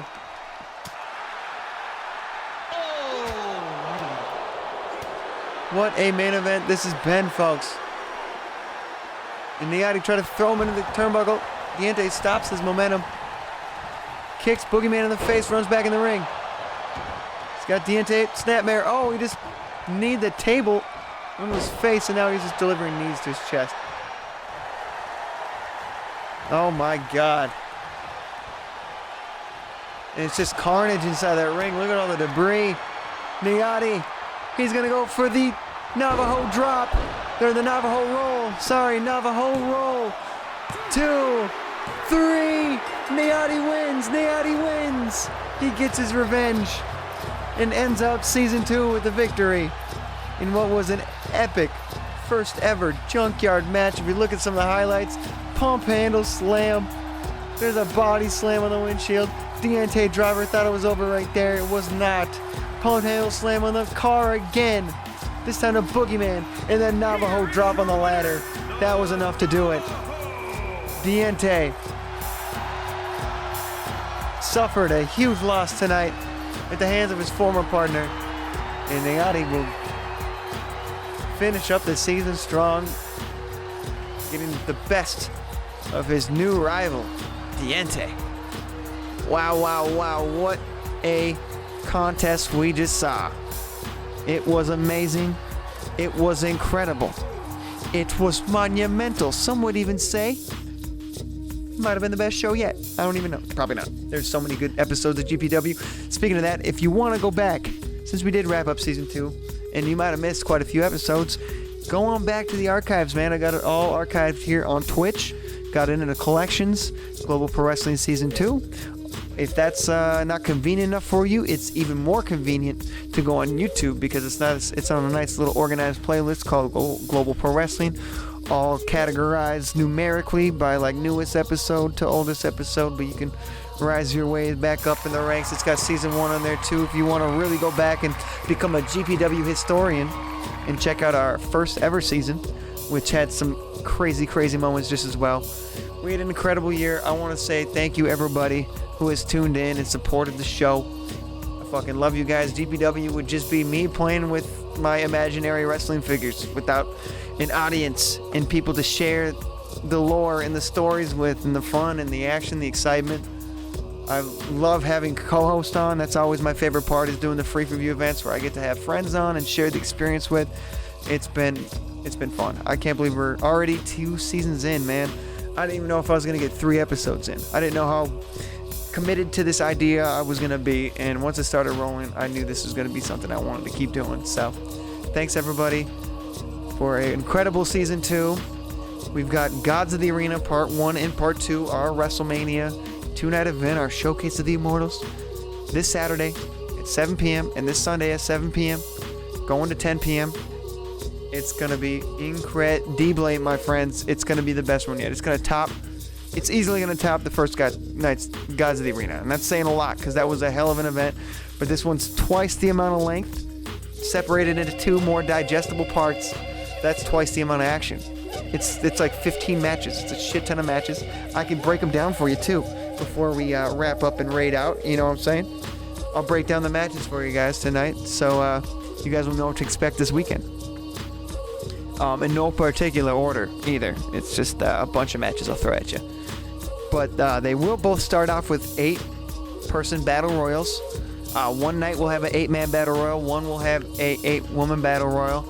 I'm going to not spoil the entrance of that one because that's kind of our pre-show rumble in a way. Kind of replaces our pre-show there. It's our first inaugural match. It's going to, not really a surprise, but it's just 16 people just to list right off the bat. So I'll just keep that a bit of a surprise for you guys. But we are going to see Senshi and Lone Wolf combine their forces in a trios tag match against the Devil's Advocates, now known as the Disciples of Darkness. And then we're going to see the GPW women's title match. Of course, it's going to be the one that wraps up night 1 in our main event. Starlet versus Nora Nova. What a story that's been building there. Friends now basically turned somewhat enemies. I'm not sure. It's still up in the air if they're really enemies or if they're going to just... This is just kind of a friendly rivalry until they get this out of the way and they'll be friends again afterwards. We'll see how that ends, man. I can't wait for that match. It's going to be incredible. Another incredible match I cannot wait to see is going to be Nefiro versus Lord Bada. We just saw those two guys have a little brawl right before before the Gods of the Arena show today on Inferno. That's some bad blood there that needs to be finished. That's going to be 2 giants colliding, dude. Immovable object meets the irresistible force. It's going to be crazy. And then we got a new title, the GPW Inferno Women's title. It's going to be held in a fatal 4-way match to determine our inaugural champion. So the title is currently, vacant. And we need a title, hold it and fill it. So it looks like we've got a fatal 4-way match, and the people who qualified in this match, it's going to be Roxana, Lady Zenji, Lola Love, and Sophia Perez, all battling to make history, really, to become the first ever Inferno Women's Champion. It's going to be dope as shit. And next up, the power couples, the battle of the power couples. Who is the strongest power couple in GPW? We're going to find out. Is it Cinnamon Landra or is it Mr. and Mrs. Payne? We're going to see. We saw Emperor Payne and Sin collide in our episode today. It feels weird without music, so I'm going to put some music on again. There we go. Anyways, we seen them collide earlier today. We saw Sin get the upper hand, so they're bringing in the momentum for that match. But it's going to be a cool collision of the power couples. It's going to be a cool mixed tag match for sure. And then I talked about this earlier on the show. We're going to see Kaven versus his father, man. This is crazy. So, Kaven he's a demigod, folks. He has blood. He has the blood of the gods, but he also has blood of the human. So he's a demigod. And his brother, last December, I believe, came out of nowhere on his father's orders. His name is Kraos. He came with Lord Bada, one of his friends, associate, fellow god, you know what I'm saying? And he was saying that his father wants him to come back to Mount Olympus, or not come back to Mount Olympus. He was banished from Mount Olympus, but he said he was here on the order of his father, and he came here to take everything he loved, and the only thing he did love, since his family broke down, was that GPW World title he had at the moment. And Kraos conspired to get that title off of him. I think he conspired with Maverick, and it worked out, and the title was removed from Kaven, turned on a Maverick after that Elimination Chamber match, because Kraos couldn't get the job done himself the month previous, where he had a title match against Kaven. But then, we saw just a few short weeks ago, since that rivalry is still boiling over, we're not even sure why this whole family affair really happened. All we know is that Kaven's father blames Kaven for the death of his brother, Kaven's father's son, obviously, and Kraos' shared brother. Apparently they had a brother who died. Gods can die, I guess. Gods can die.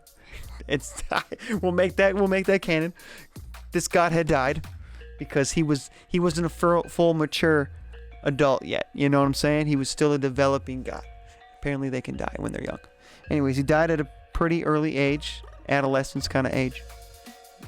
He was the middle child. Kaven was the oldest. He was supposed to watch over him apparently.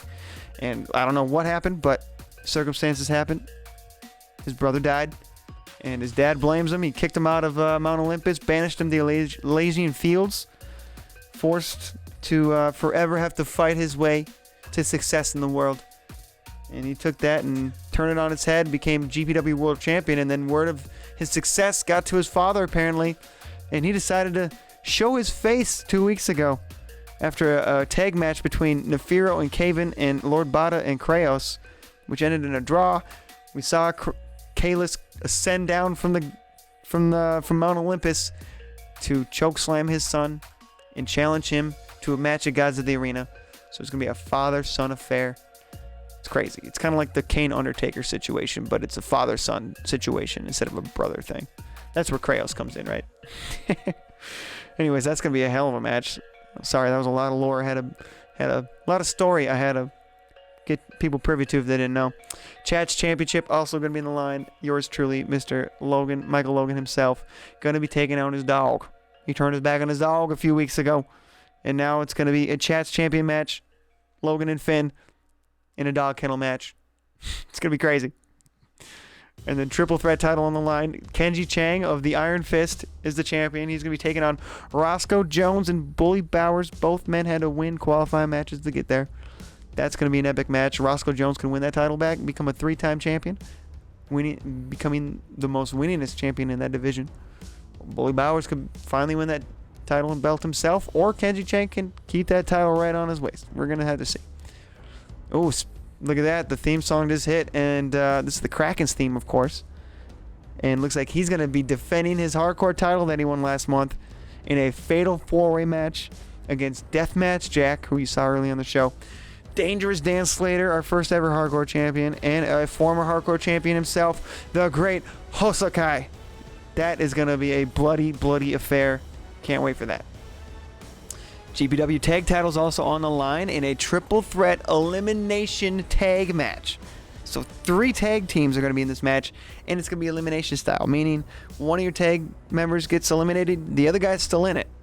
Both members of the team have to be eliminated in order for that team to actually be out of the match, you know? So that is going to be an interesting stipulation between these 3 teams. It's going to be the Syndicate versus the Iron Fist, who are currently the champions, versus the former GPW champions, tag team champions, the Dynamite Kids, looking to win the titles for a record 3rd time. But can they pull it off against one of their biggest rivals, the Syndicate, and then the addition of the Iron Fist in there, the people that took the titles from them in the first place? That'll be an interesting match for sure. The Inferno men's title also on the line in that fatal 5-way match. Oh, I guess it is one fall. I thought it was an elimination match, but it is a 1-fall match. Probably because the tag team match is elimination. That would have been overkill. That would have took forever. So it is going to be 1 fall. It's a fatal 5-way match between Ryan Lyons, Cody King Castro, Devon Devine, Raze, and the champion himself, Dre. That's going to be dope.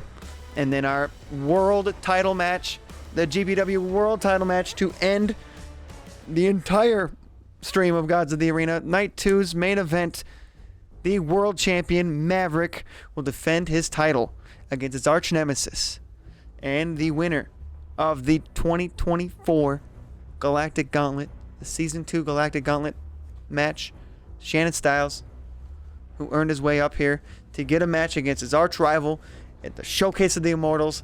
And it's not just that, folks, because it's a 3 stages in hell match, man. That's crazy. That's 3 matches. It's going to be like a 2 out of 3 fall stipulation. 3 different match types. The first fall is going to be a no-holds-barred match. The second fall is going to be a submissions-only match. And the third match, if we get to it, is going to be a Hell in a Cell. So you know that's going to be incredible. But I've talked enough. I think it's time to go raid. Let's go raid out. And let's see who's on. Thanks again for tuning in, everybody. And I will catch you this weekend. Probably throughout the week, too. I might be playing more Final Fantasy. Who knows?